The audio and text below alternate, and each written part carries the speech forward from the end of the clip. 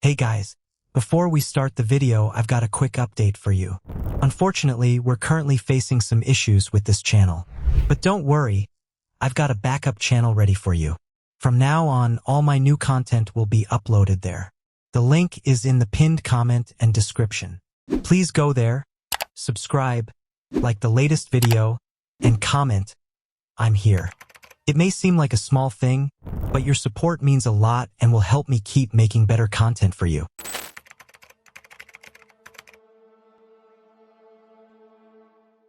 In the city of Jacksonville, Northeast Florida, a young man named Aaron Fraser, age 24, was engaged in the construction of an extravagant outdoor shower and a luxurious swimming pool in the backyard of his childhood home. Little did he know that beneath the surface lay a dark secret waiting to be unearthed. As he delved into the earth, what he initially mistook for a simple coconut turned out to be a chilling discovery. The remains of his long-lost mother, Bonnie Hyam, who vanished mysteriously in January 1993, were found buried in the very backyard where he played as a child. The question remains, who could have committed such a heinous act and concealed it for so long? Did Aaron and his innocence have any inkling of the tragic events that unfolded in his childhood home? Jacksonville, situated in the northeastern region of Florida, is a luxurious city boasting 747 square miles, making it one of the largest cities in the United States. With a population of nearly 950,000, it is the 12th most populous city in the country and the most populous city in Florida. The cost of living in Jacksonville is 7% less than the national average, making it an attractive and affordable place to call home. The city is also known for hosting the annual Florida-Georgia game, a prestigious college football event, as well as being the proud host of River City Pride, the largest gay pride parade in Northeast Florida. However, amidst all the grandeur, was in Jacksonville that a tragic crime occurred in 1993. Born on May 20th, 1969, in the picturesque land of Scotland, Bonnie Picciotto emerged as a beacon of grace and serenity among her family. Her parents, Robert and Patricia Picciotto, were blessed with her presence, along with 5 other daughters and a son. Despite the scarcity of documented details about Bonnie's early years, her loved ones and close companions paint a portrait of her as a peaceful soul. Overflowing with affection, she held a profound care for those dear to her heart. At the tender age of 18, Bonnie exchanged vows with Michael Hyam on September 12, 1987, setting the foundation for a life together in their home in Jacksonville, Northeast Florida. 2 years later, in 1989, the couple welcomed their cherished son, Aaron, into the world. Both Bonnie and Michael were employed at the same construction supply firm under the ownership of Evian Hyam and her spouse. Evian, Michael's aunt and a cherished confidant of Bonnie, shared a close bond with the couple. While Michael assumed the role of a manager within the company, Bonnie diligently served as an accountant. However, their marital union was marred by turmoil, with Michael frequently displaying verbal aggression towards Bonnie on numerous occasions. Evian, a witness to these distressing episodes, recounted instances where Michael's outbursts extended to public humiliation and verbal abuse.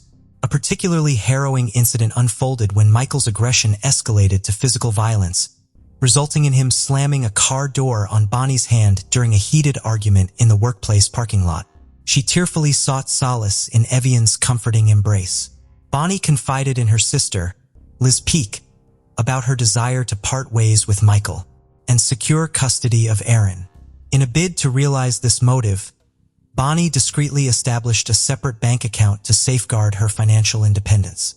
Regrettably, Michael uncovered this arrangement and coerced Bonnie into closing the account. Despite complying with Michael's demands, Bonnie remained resolute in her resolve to save for her impending separation, entrusting Evian with the safekeeping of her funds. On the day Bonnie disappeared, January 6, 1993, she and Evian had plans to meet at 8 p.m. at Evian's place. Bonnie arrived at her own house in Jacksonville around 6:30 p.m.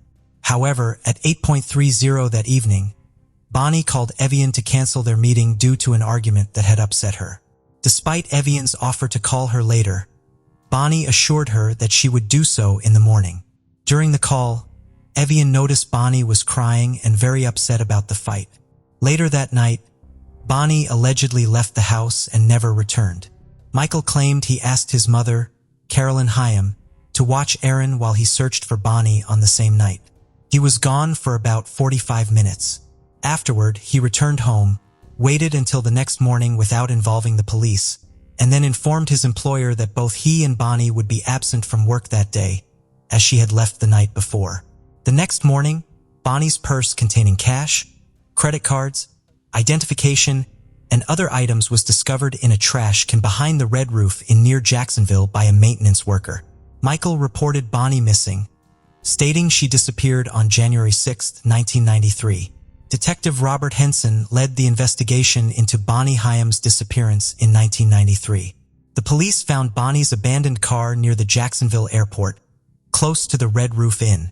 Michael admitted that Bonnie left the house voluntarily at 11 p.m. on January 6, 1993. They observed that the driver's seat was adjusted for someone of Michael's size, not Bonnie's, as it was pulled back further than comfortable for her. Upon examination, authorities found a shoe print on the driver's side floor. It was uncovered that the sports shoe found matched a specific style that coincidentally belonged to Michael. The phrases, "Daddy hurt mommy," "Daddy shot mommy," and "Daddy placed mommy in timeout" were uttered by 3-year-old Aaron when Detective Henson made a bold move to uncover the truth by arranging for a child psychologist to speak with Aaron. Based on Aaron's statements, the authorities began to view Michael as a suspect in his wife's disappearance. They suspected a domestic dispute had occurred, leading to Michael Hyam killing his wife and disposing of her body, with Aaron witnessing the horrific act. Subsequently, Michael lost his parental rights as Aaron was the sole witness to Bonnie's murder, deemed to be at risk of harm. In 1995, one of Aaron's childhood claims was validated. He disclosed to psychologists that Michael had thrown a shotgun out of the car immediately after killing Bonnie. Eventually, he informed his foster mother which bridge Michael had discarded the weapon from, leading to its discovery in the water below, where it had remained since Bonnie's disappearance.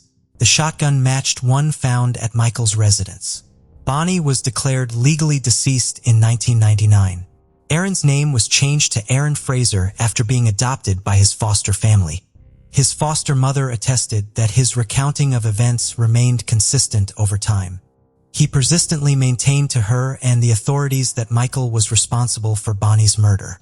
Furthermore, he depicted himself shooting her in drawings from his younger years. Additionally, he detailed her murder and how Michael's parents aided in disposing of her body in an essay he wrote in 8th grade. Subsequently, Aaron and his adoptive parents filed a lawsuit against Michael, holding him accountable for the tragic events. A civil court judge ordered Michael to pay Aaron $26.3 million in 2005, with Aaron also receiving his childhood home in Jacksonville as part of the settlement. Michael remained the primary suspect in Bonnie's disappearance. He was accused of mistreating her physically and verbally. Upon discovering that she had opened a bank account in her own name, he became enraged. Evian noticed her distress and tears that evening before she disappeared after an argument with Michael. The following day, he decided to take a sick day, but did not immediately report her absence. He didn't appear concerned about her disappearance, Evian remarked. He seemed more concerned about the money she was hiding from him. The driver's seat of Bonnie's car was pushed back further than she would have found comfortable when it was found at the airport, indicating that someone larger, like Michael, had been behind the wheel. The last person to drive it left a shoe print behind. Michael wore the same shoes and the sand and plant material in the print matched those found on his shoes. Aaron's most shocking claim was witnessing Michael kill Bonnie. The validity of his statements as a 3-year-old was questioned. Despite Evian testifying to witnessing Michael verbally and physically abusing Bonnie multiple times at work, Mr. Robert Picciuto, Bonnie's father, continued to believe that his daughter had left of her own accord and that Michael was not involved in her disappearance. When presented with evidence such as the matching footprints in the car, Mr. Picciuto expressed uncertainty about its significance. He argued that just because his footprints were in his wife's car did not mean he had harmed her. He also remained unconvinced by his grandson's testimony, emphasizing the need to consider a child's credibility in light of other factors.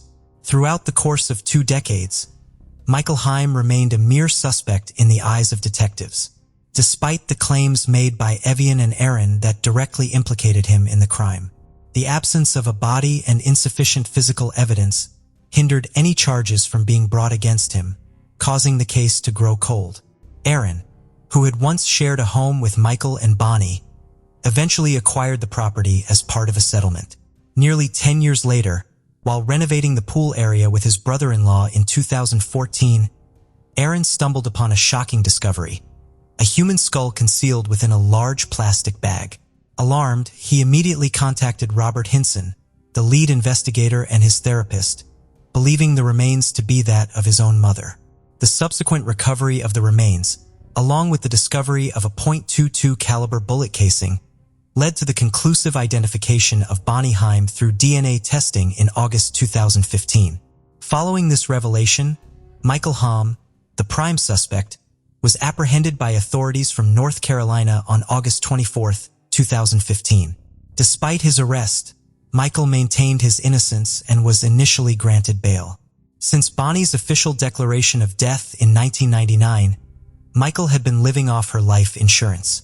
On the 8th of April in the year 2019, the trial finally commenced after numerous delays. Aaron Fraser was represented by prosecutor Mac Heaviner, who presented compelling evidence and witnesses that implicated Michael Heim as the killer of Bonnie Heim in 1993. On the opposing side was Janice Warren defending Michael Heim's innocence. During the opening statements for the murder trial, Assistant State Attorney Alan Mizrahi declared that the truth had always been concealed in the backyard. Mizrahi also highlighted the discovery of a .22 caliber shell near Bonnie Heim's remains in 2014. Aaron disclosed that Michael Heim had disposed of his .22 caliber shotgun off a bridge shortly after Bonnie's murder. The gun was later found in 1995 submerged beneath the water of the same bridge. Although the medical examiner did not definitively prove Bonnie's cause of death, Mizrahi argued that Michael Heim had shot Bonnie in 1993 and buried her afterwards. He emphasized that Michael's actions and demeanor, both before and after the murder, demonstrated his callous disregard for Bonnie Heim's life. When Aaron provided his testimony, he recounted the moment in December 2014, when he picked up what appeared to be a coconut in his backyard, only to discover it was the top of Bonnie's skull. He described how upon turning it to face the hole, he saw what looked like teeth. It was an incredibly challenging experience, he reflected. I believe anyone can imagine the impact of finding a skull, even if it's not a loved one, and the emotional toll it takes. Needless to say, it was indeed my own mother's. During the final arguments, the 53-year-old Michael Heim, clad in spectacles and an olive-colored suit, remained stoic as prosecutor Heaviner pointed towards him. Throughout the trial, Michael, who has maintained his innocence since his wife's disappearance, stood firm and proclaimed in court, "I loved my wife and I would never harm her." Mac Heaviner detailed the sequence of events that unfolded in the courtroom on the day of Bonnie Heim's disappearance, meticulously recounting the testimonies and statements of witnesses. He strategically highlighted the inconsistencies that pointed away from anyone other than her husband being responsible for her tragic fate. Bonnie Heim's absence from work on January 7, 1993, was noted, as well as her departure from home at 11 p.m. as per Michael Heim's account, who later claimed that they had a disagreement the night before. Heaviner convincingly argued that the defendant possessed the motive, means, and opportunity to commit the heinous act. The jury was informed that Bonnie had plans to leave Michael and take their young son with her. The emotional phone call she made to her friend Evian the night before her disappearance, expressing distress and sorrow, was highlighted, referring to Michael Heim as Mr. Ill Will and Mr. Evil Intent. Heaviner pointed out that the murder weapon belonged to him and that a footprint found in Bonnie's car matched his size 10 Nike shoes. It was revealed that Michael had already prepared a burial site near Jacksonville International Airport where Bonnie's car was eventually discovered. Her handbag was found near a red roof containing her car keys, while her house key and another car key were left at home. Heaviner emphasized the peculiarity of Bonnie leaving without her usual set of keys, abandoning all her possessions.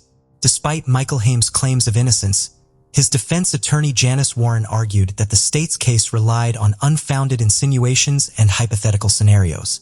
The defense's stance on Michael's innocence was not a reflection of their belief in his guilt, but rather a legal strategy.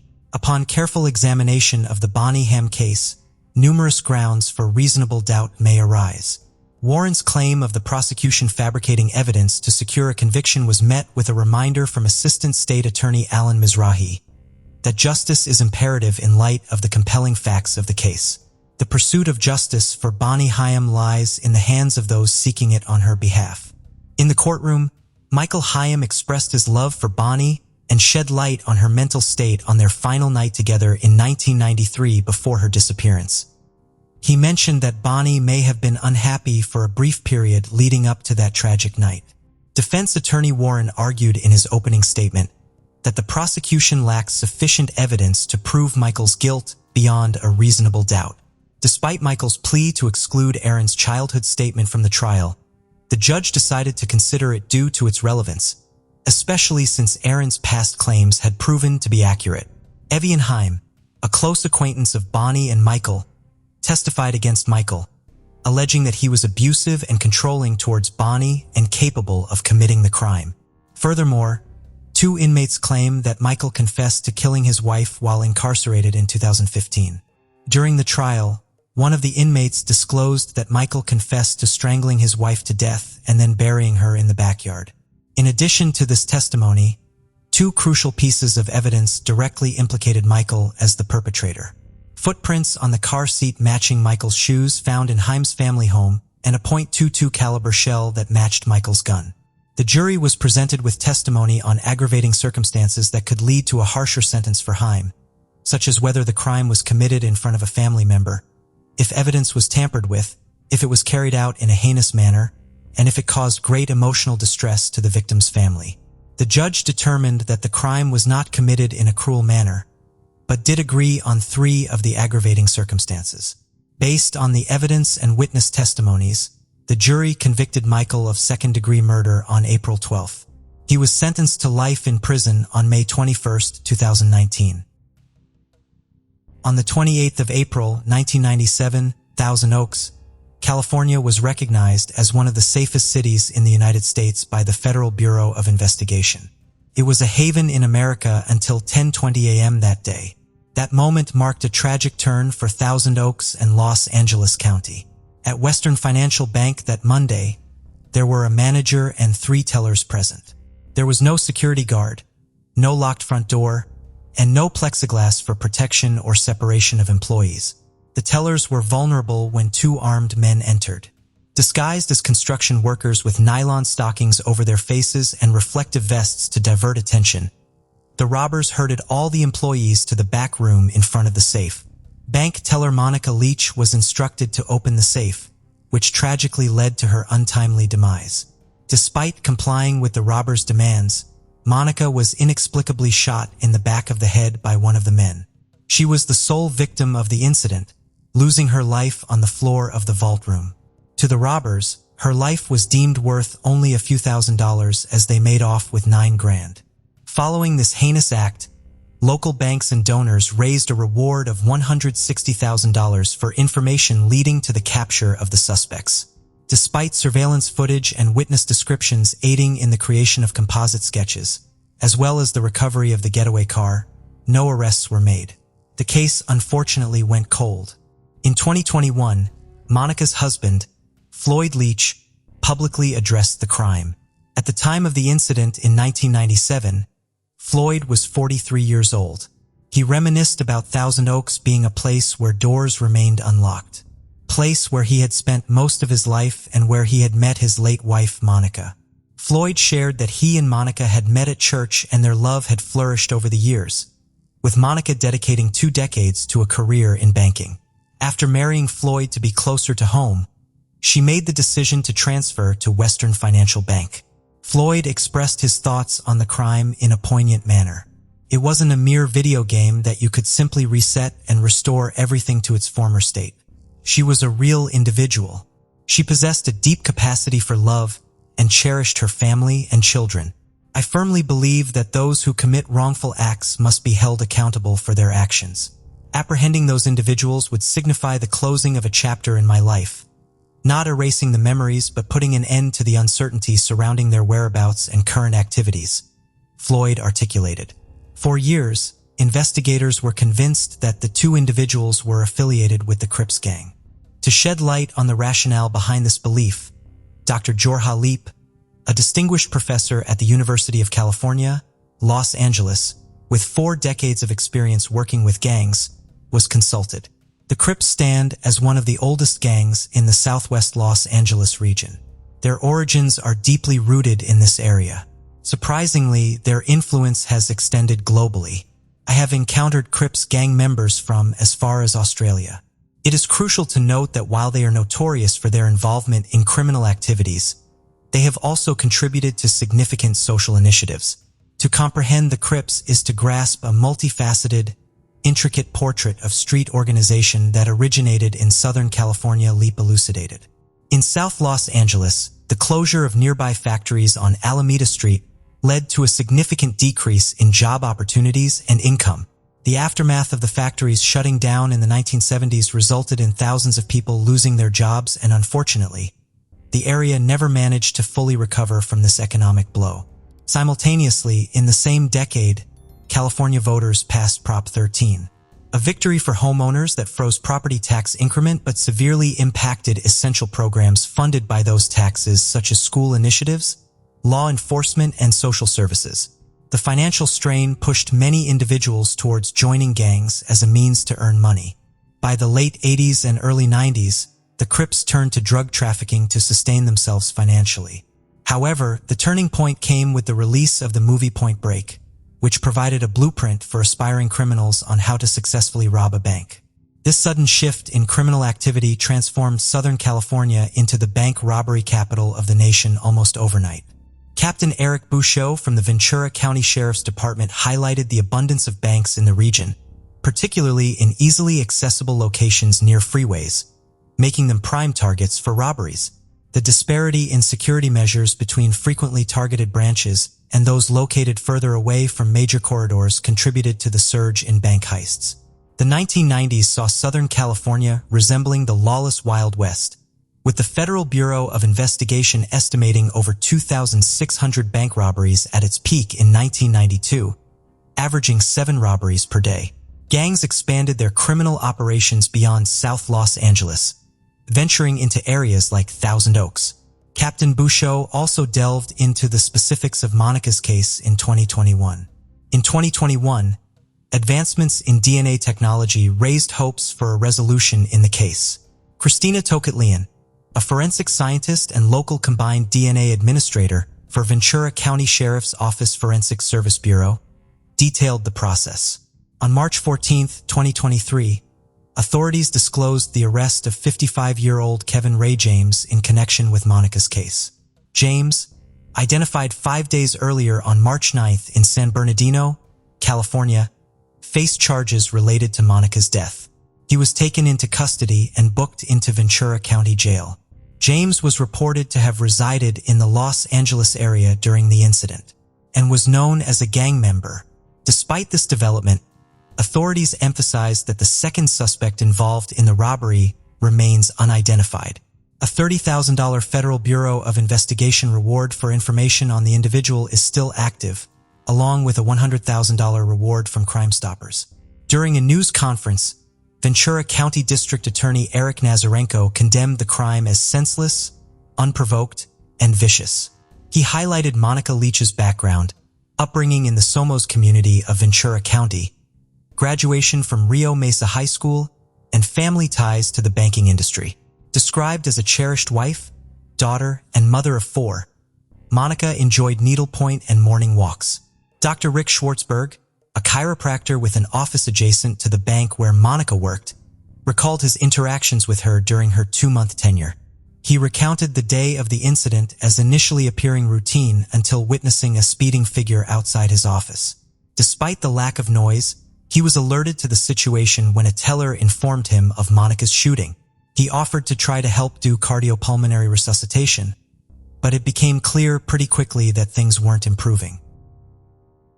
On the 13th of June in the year 1993, a distress call was made to the Minneapolis Police Department by a concerned resident of Minneapolis Horn Tower apartment complex. The quivering voice on the other end of the line reported a chilling discovery. blood seeping into the water supply. Upon investigation, law enforcement officers uncovered a gruesome sight: a lifeless woman brutally stabbed to death in her opulent Minneapolis apartment. The scene itself was a testament to a heinous, calculated act of violence, leaving everyone baffled as to the identity of the ruthless perpetrator.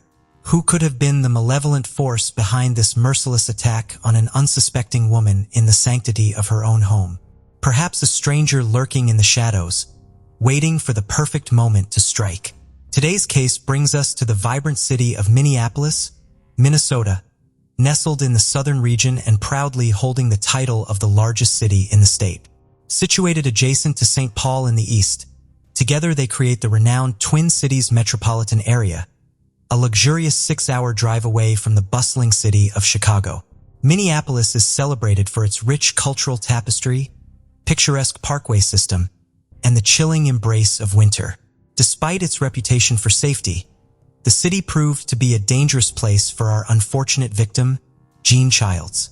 Born as Jean and, in 1958, to Eugene and Betty Ekman in Asante, Minnesota, she was affectionately known as Jeannie, the cherished jewel of her family.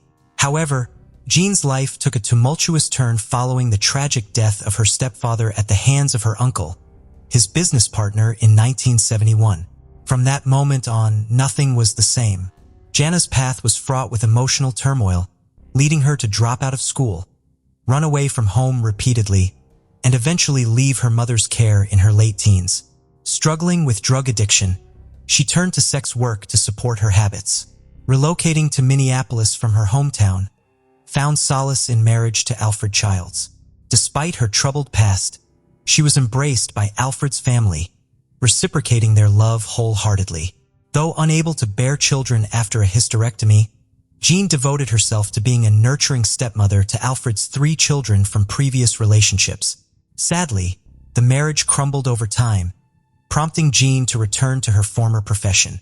Following the separation, she entered into a relationship with Arthur Gray in 1993.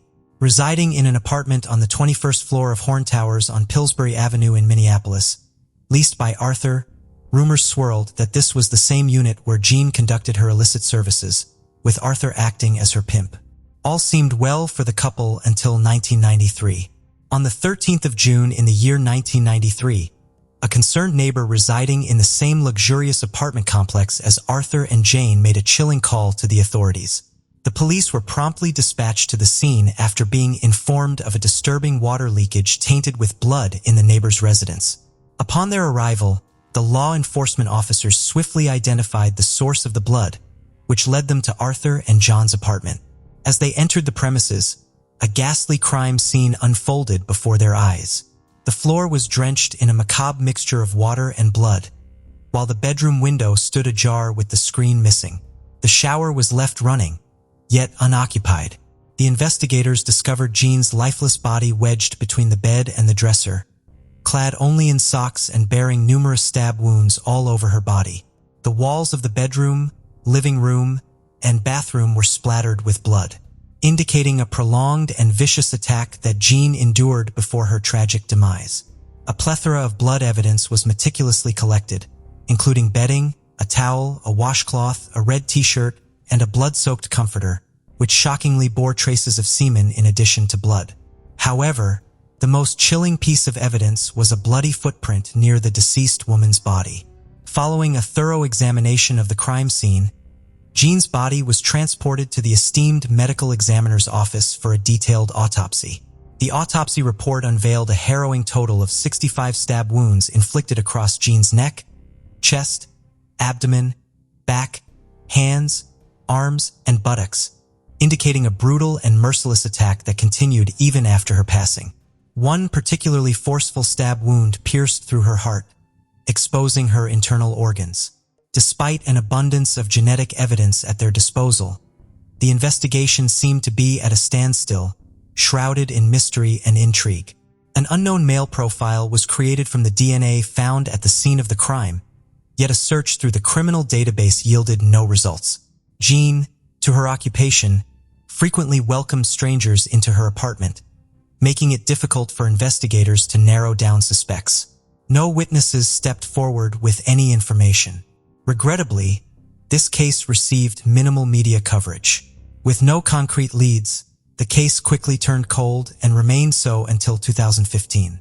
Throughout this time, Jean's family grieved her loss and held on to the hope that justice would prevail one day. Betty, Jean's mother, persisted in staying in touch with investigators, refusing to lose hope. Labeled as exceptionally challenging to solve, the case lingered as one of the most brutal in Minneapolis. With the DNA evidence stored away, the question was never about the cruelty of the crime, but rather who was responsible. In an effort to provide closure to the family, the case was reopened in 2015 following advancements in DNA technology. Over the years, DNA technology has evolved significantly, with DNA genealogy emerging as a valuable tool for law enforcement in resolving cold cases. Despite the case being reopened in 2015, it took an additional 3 years to uncover the truth. The investigators finally traced the suspect, a Minneapolis resident named Jerry Westrom, through the DNA trail. Authorities disclosed that the data was obtained from a public profile where either Westrom or a close relative had submitted DNA for genealogical purposes. Upon further investigation, it was revealed that Jerry Westrom was a businessman residing in Isanti, Minnesota, operating a 92-acre organic farm in Cambridge, Isanti County. He was a married man with 3 children and had previously owned gas stations and a Sears appliance store. Despite being a resident of Isanti, he resided in the luxurious Twin Cities of Minneapolis and St. Paul, Minnesota from April 1991 to December 1993. At the time of Jean's tragic murder, he was a sophisticated 27-year-old man living near her elegant apartment. In the year 1993, Westrom's DNA was not yet in the criminal database. However, he had a history with the law.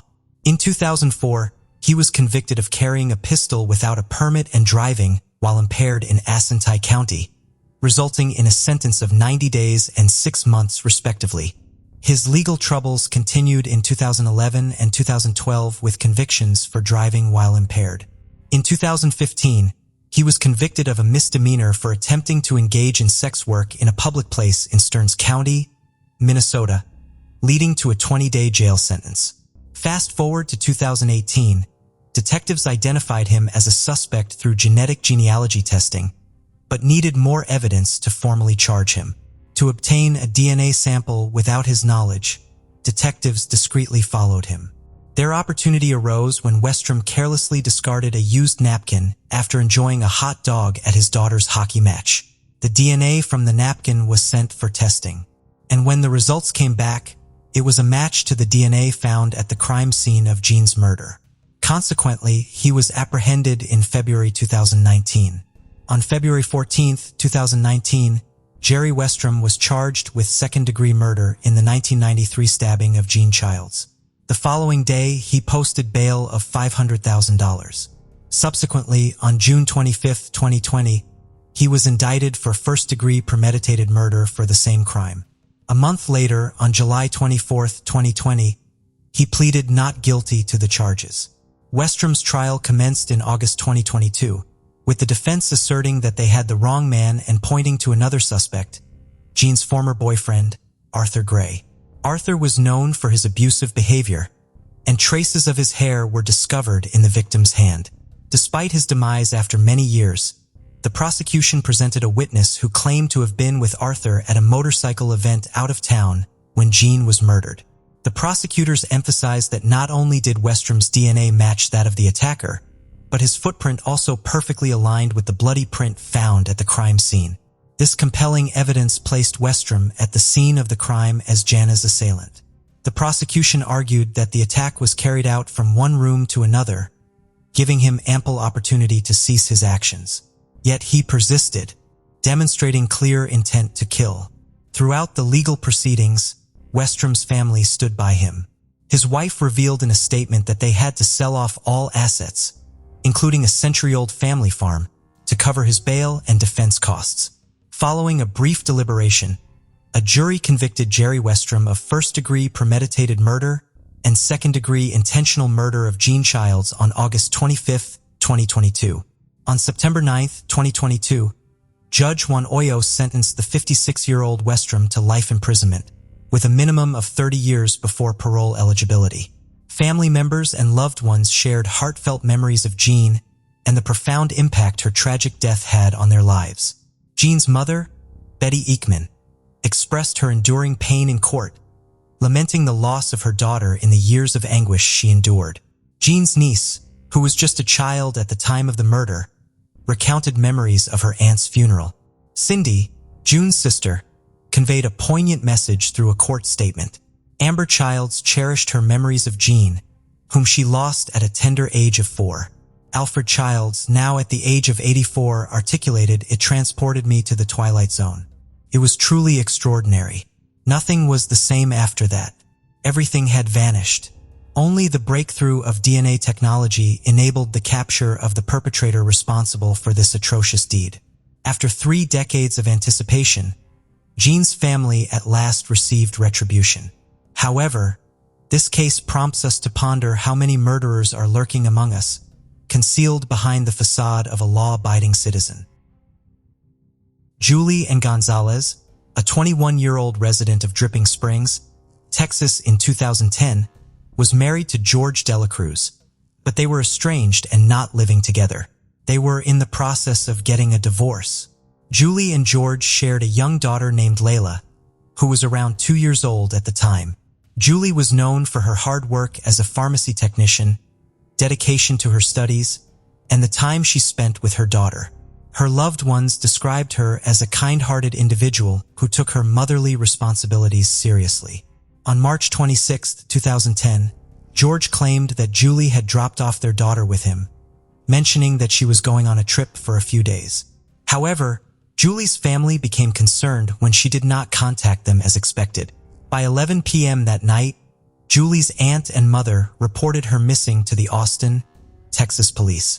Despite her family's worries, the authorities stated that there was no concrete evidence to suggest that Julie had not left voluntarily. Her family highlighted that Julie was a devoted mother who would not abandon her daughter without a word. Additionally, they emphasized that Julie was always in touch with them and her sudden disappearance was out of character. The following day, Julie's family and her new boyfriend, Aaron, received text messages from her.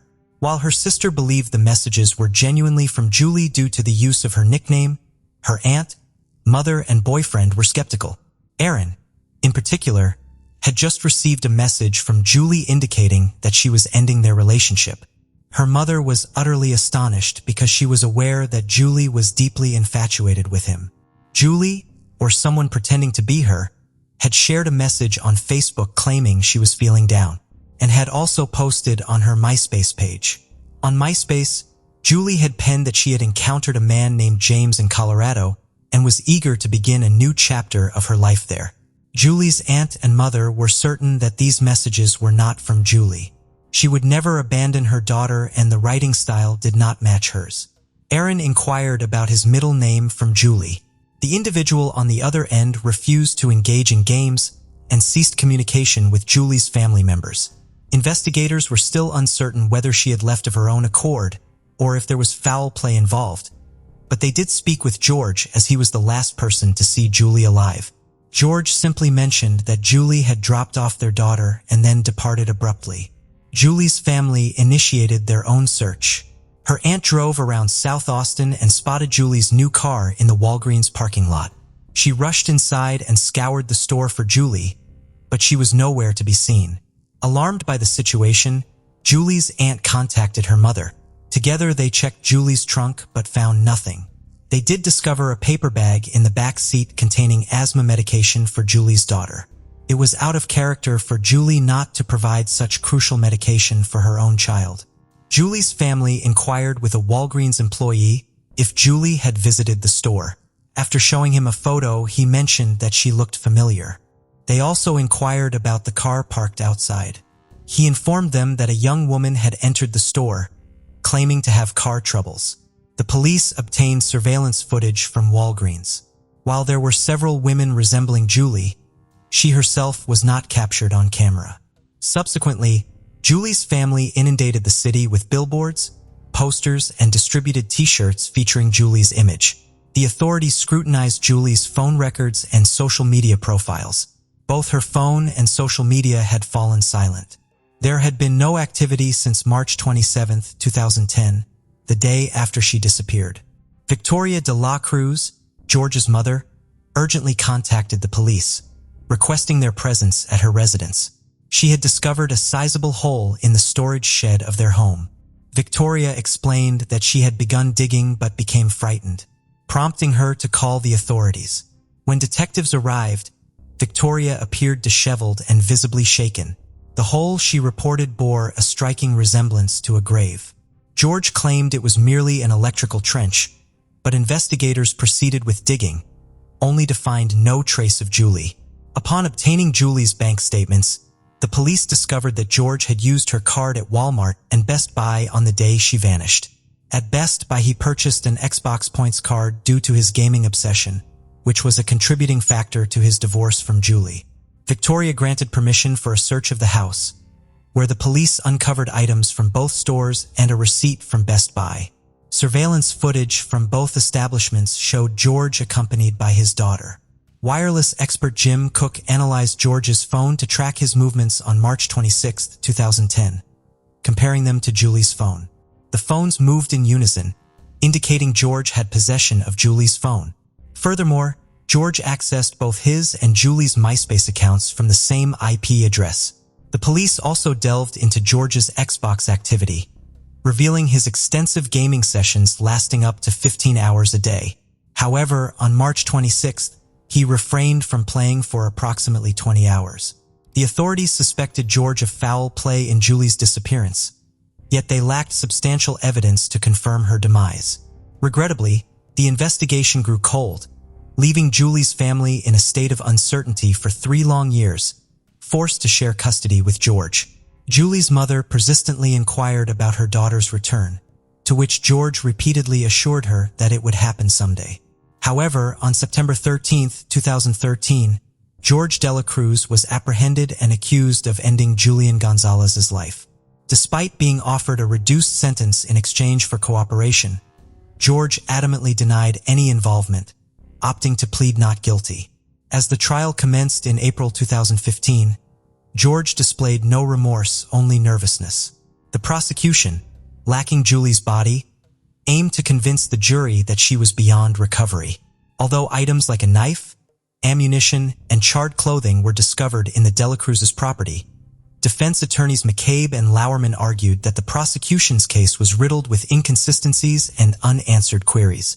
George, described as an immature gamer, was deemed incapable of orchestrating the disposal of Julie's remains and concealing evidence within the given time frame.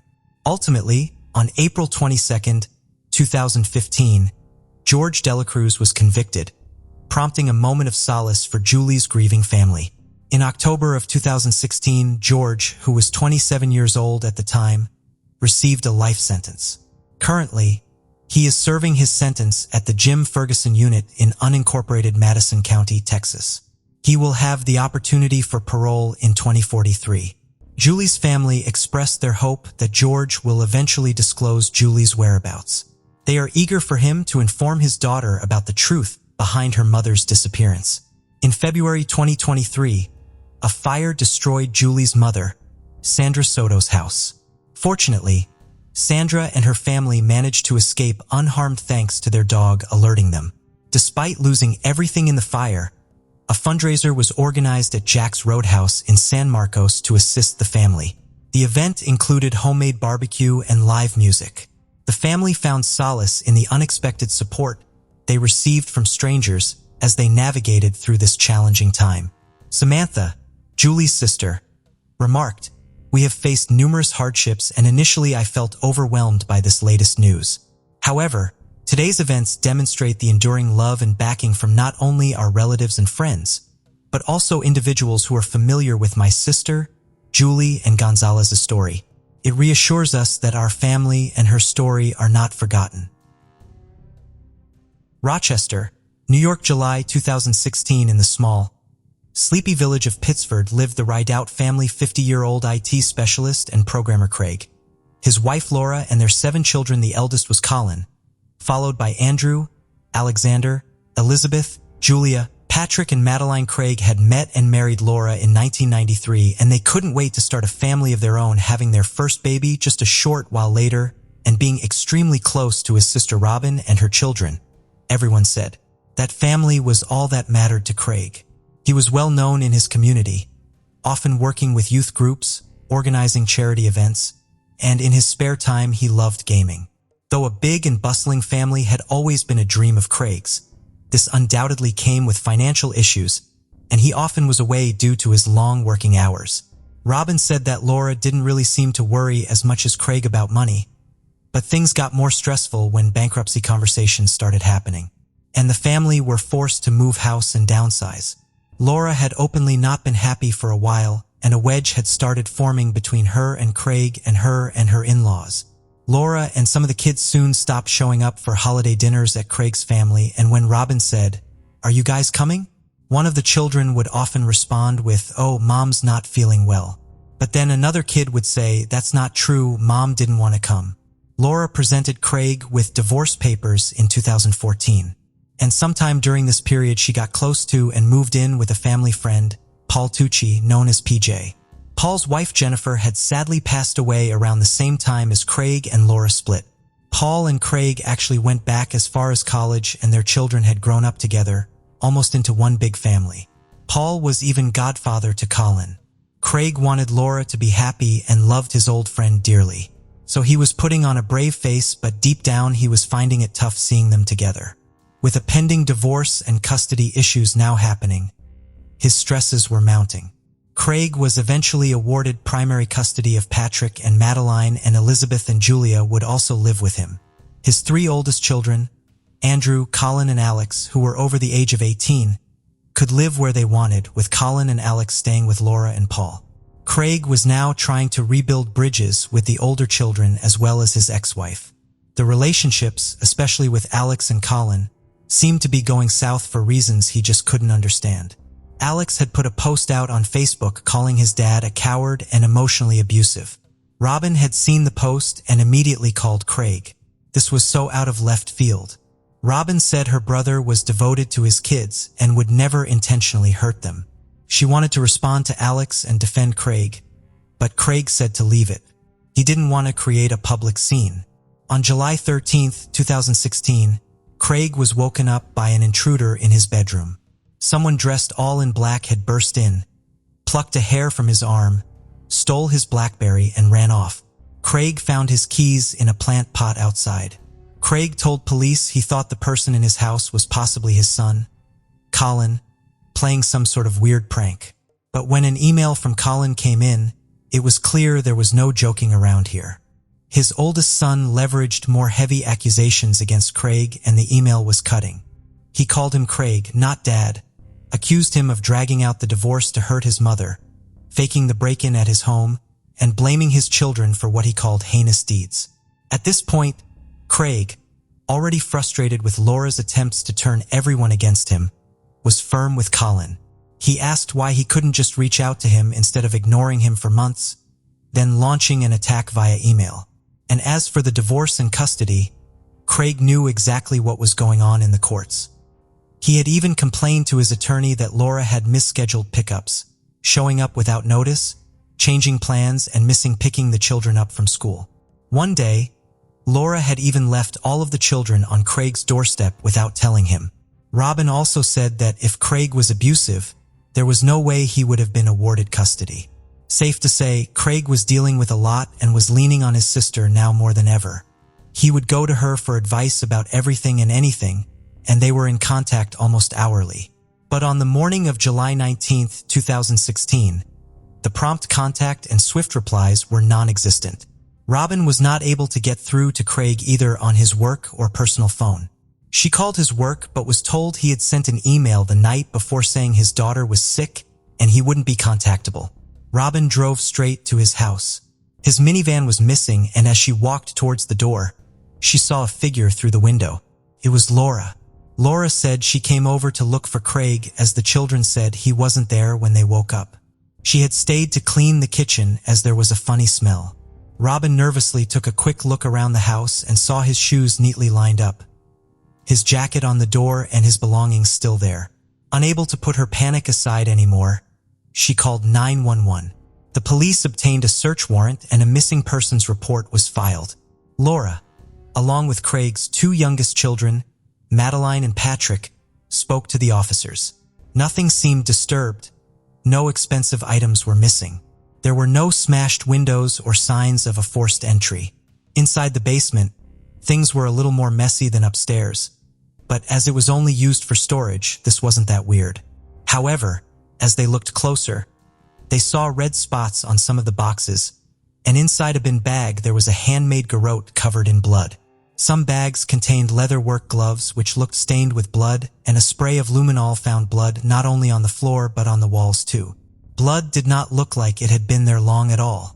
As everything was bagged up and sent for testing, investigators turned their attention to Craig's phone. Calls were going through, so his phone was still on.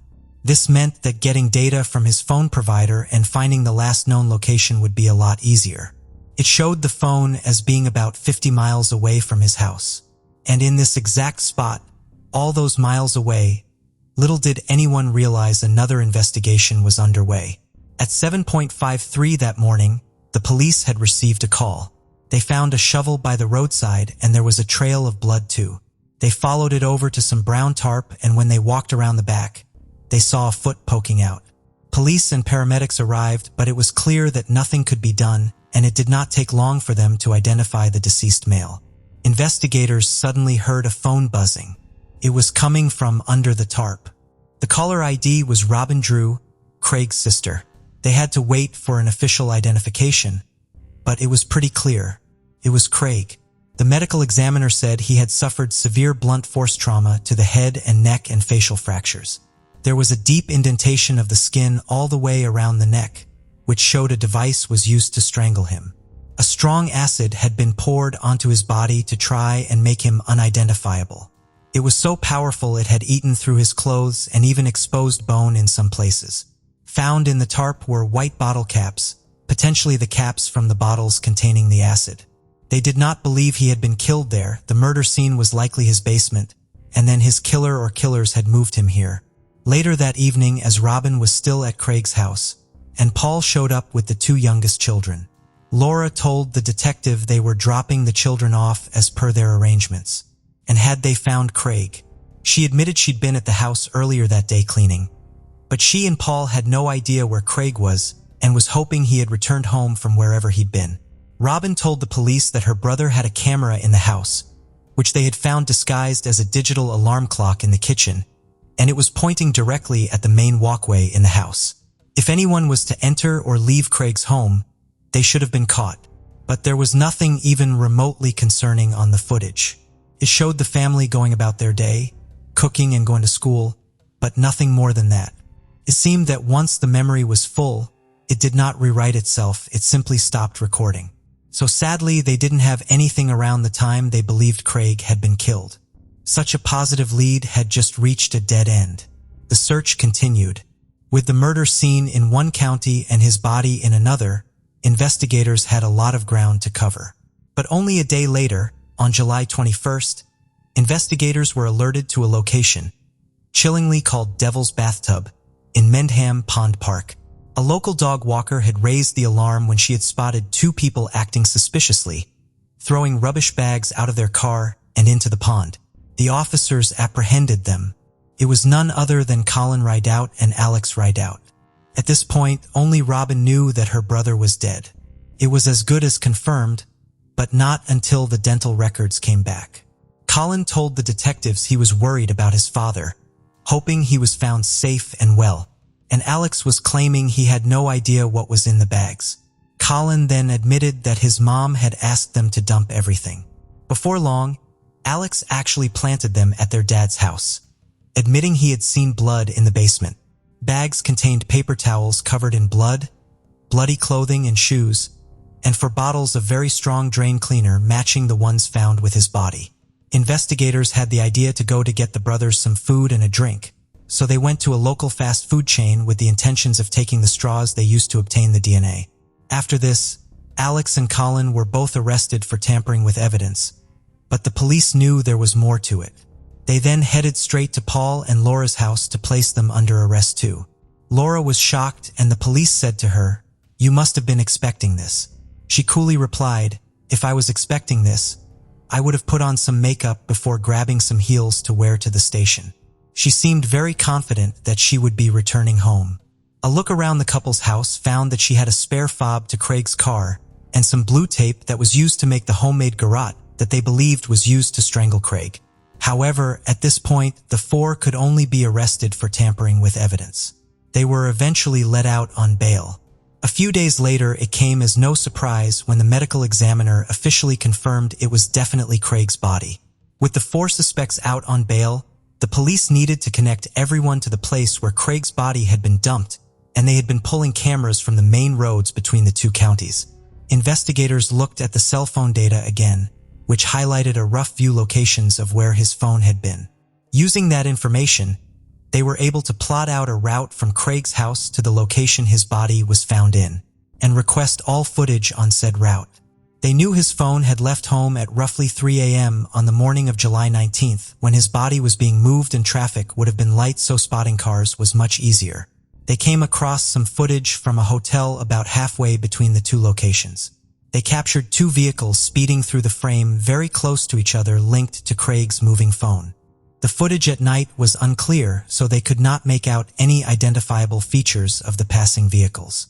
They wanted to see if the same route back home was used, so they fast-forwarded the tape to see if they could catch the vehicles in a convoy. They caught a dark-colored sedan and a white minivan matching the description of Craig's van going back along the same road. They were able to locate the vehicles traveling together on 6 more cameras. Though they did not know the final destination of these vehicles, this confirmed their thoughts that there was more than one person involved in this murder.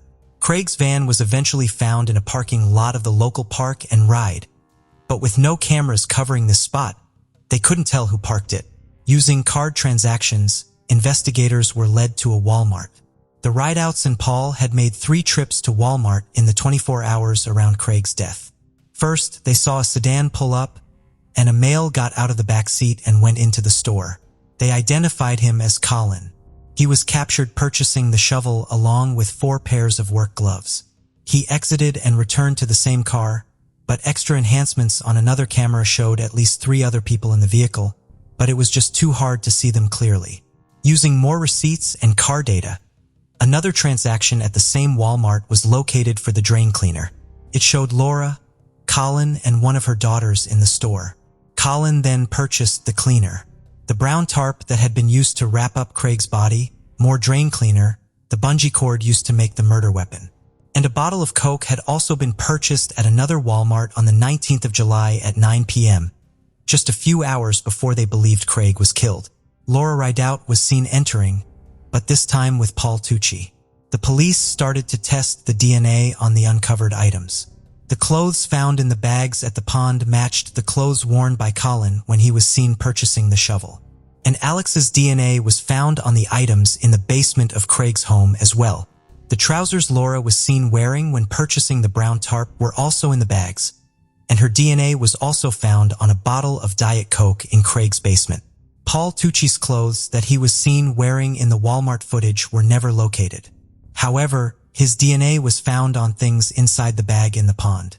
Laura, Paul, Colin, and Alex were all charged with second-degree murder and tampering with evidence, and they pleaded not guilty to everything. Further investigation in Paul's home led to one more arrest. 19-year-old Theodore Tucci, Paul's son, was charged with being in possession of several child abuse material. The only motive that presented itself was the pending move and custody battle.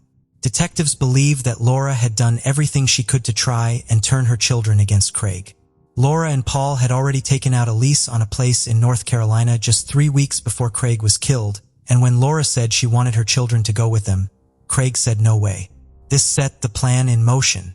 Just days after signing the lease, Laura sent a text to Colin asking for his help in getting custody of her 2 youngest children. Via text, they made a plan to try and get her 2 youngest daughters to provoke Craig somehow. They hoped he would get angry enough or aggressive enough so Laura could call the police and have them taken away. Colin texted one of his younger sisters asking them to make sure they called 911 if he even raised his voice. The correct verbiage to get their attention would be, "He's trying to break down the door and I'm afraid he's going to kill my sister," he added. Elizabeth barricaded herself and her siblings in a room, but the plan went wrong because Craig did not react angrily at all. Later, Laura complained via text to Colin about the plan having gone awry. She was focused on Julia telling Colin she had fucked everything up and he should knock some sense into her. Colin's response to his mother was, "Turn off Julia's phone right now. She'll break in 48 hours. Robin and the rest of his family reiterated there was just no way. There have obviously been negative comments that have been made against the character of my brother Craig. I would ask that careful consideration be given prior to believing this negativity. My younger brother was a generous, loving person. It was such a dark and devious situation that it played out, and police said Laura had really poisoned everyone's minds. In an unusual twist, it was decided that all four would be tried together at the same time. Everyone turned on each other. Laura's lawyers were pointing the finger at Colin. Colin's were saying it was Laura. Paul's attorney said they didn't know who it was, but it couldn't have been Paul. And it was true, they really had no idea who had actually killed Craig. But there was so much evidence to be presented, the prosecution knew it was still a strong case against the four. During the 5-week trial, prosecutors called more than 50 witnesses and introduced nearly 700 pieces of evidence. The theory was that Craig and Laura's 2 youngest children were dropped off that evening, and Laura said she wanted to talk to Craig about the impending move. She somehow lured Craig into the basement where his sons, who had their own key along with Paul, were already waiting. Craig had tried to put up a fight, but he was struck in the face by someone and strangled before he could fight anymore. The defense lawyers all rested their cases without calling anyone. Closing arguments took place on the 1st anniversary of Craig's death, and this only added to an already emotionally charged court case. The jury deliberated for 5 days. Laura Rideout was found guilty of 2nd-degree murder, along with burglary and tampering with evidence. She later received 28 years to life and will first be eligible for parole in 2055. She will be 83 years old. Colin was found guilty of murder and tampering with evidence and also received a 28-year to life sentence. He will be eligible for parole in 2043 when he is 50 years old. Alex was found not guilty of murder, but was found guilty of tampering with evidence and received a 2 to 8-year sentence. The judge called it a premeditated evil and diabolical scheme. This was so much of a punch in the gut for Craig's family. Agnes, Craig's mother, said, "People have asked me, how does a mother convince her children to kill their father? My true belief is that you start with a little lie. Then you begin to believe it, and eventually you're telling it to your kids." There was an effort to create a narrative for a long time. The lead investigator said that despite the verdict, he was positive Paul was directly involved. He believes Paul was the one that struck Craig in the face, and given the fact that Craig was over 6 foot and 200 pounds, Paul would have been instrumental in getting him up the stairs and into the van. Paul gave a handful of interviews to local media in the days after the verdict and appeared in a Dateline documentary too. He put his house up for sale and moved away from Western New York. The last anyone heard, he lived a short distance away from the prison in Westchester County where Laura is incarcerated. And a couple of years into her sentence, he was still visiting her in prison. "How long do you wait for someone? I'll never turn my back on her or those kids. Hopefully we see a sunset together," he said. He still denies having anything to do with the murder and claims he had no idea who was behind it, saying he missed his old friend dearly and hoped that the truth would one day come out. He even sent an email to a journalist saying, in part, investigators also wondered about Paul's wife Jennifer, who had passed away from liver disease, and the timing of her death. They found that it was possible to poison someone slowly and have it look like cirrhosis of the liver. They asked for her case to be reopened and said without a doubt they now had questions about whether Paul could be involved. But the district attorney did not pursue this, and the medical examiner said he was happy with the first examination. Colin also gave an interview saying he was set up to take the fall, directing much of his anger towards Laura. "The thing that angered me the most was her unwillingness to take any kind of responsibility, because whenever I would talk to her she would be, 'I'm sorry this is happening.' It's like, no, this isn't just happening. She did this. She set me up for murder. Ask anyone who knows me. I'm not an impetuous person. I don't do things impulsively or on a whim, but that murder was premeditated. It was deliberate, it was calculated, he said. He claimed his only involvement was cleaning up the blood, but that he was unaware of what had happened and thought maybe at the worst there had been an accident. There is even a Free Colin Rideout page. But when his mom Laura filed her appeal, she blamed her sons for everything. Her attorney said, "This is not the plan of a reasonable, intelligent adult. This is more indicative of impetuous violence by sons who thought they were helping their siblings escape an abusive father, followed by a slapdash attempt to cover up their crime." Laura's appeal was denied. Alex Rideout, who was not convicted of murder, was soon freed. Craig and Laura's youngest children went to live with other family members in the Midwest. Julia graduated high school, Elizabeth started college, and Andrew started serving in the United States Marine Corps. This case is the definition of senseless, heartless, and with everyone continuing to point the finger at each other, it makes you ask more questions than you'll ever get answers to, and leaves a family irreparably broken. Craig's mom Agnes said she still talks to Andrew, but everything else is just too fractured. So much has happened. Robin agreed and said, "It is still beyond my comprehension that they thought this was the only way out. The ends didn't justify the means." By all accounts, Craig was a family man through and through. Everything he did was for his family. And how tragic that is when you think about the nature of his death. He gave a lot in his time to his community, always conducting himself with dignity, grace, and leading with kindness. Robin and her family strive to continue to carry themselves in the same way. She said, "There's nothing to be done to bring my brother back. My hope is that he will be remembered as the kind, loving man he was." Yulee, Nassau County, Florida. Home to 34-year-old mother of 3, Jolene Jensen Cummings. Described as fun and always up for something social. Her friends said she was simply a kind, loyal, and caring person. She loved being a mother and called her children her proudest achievement. After giving birth to her daughter, sadly her relationship broke down and she decided she wanted a change of Jolene started working at Tangle's Hair Salon in Newly, Florida and settled right in.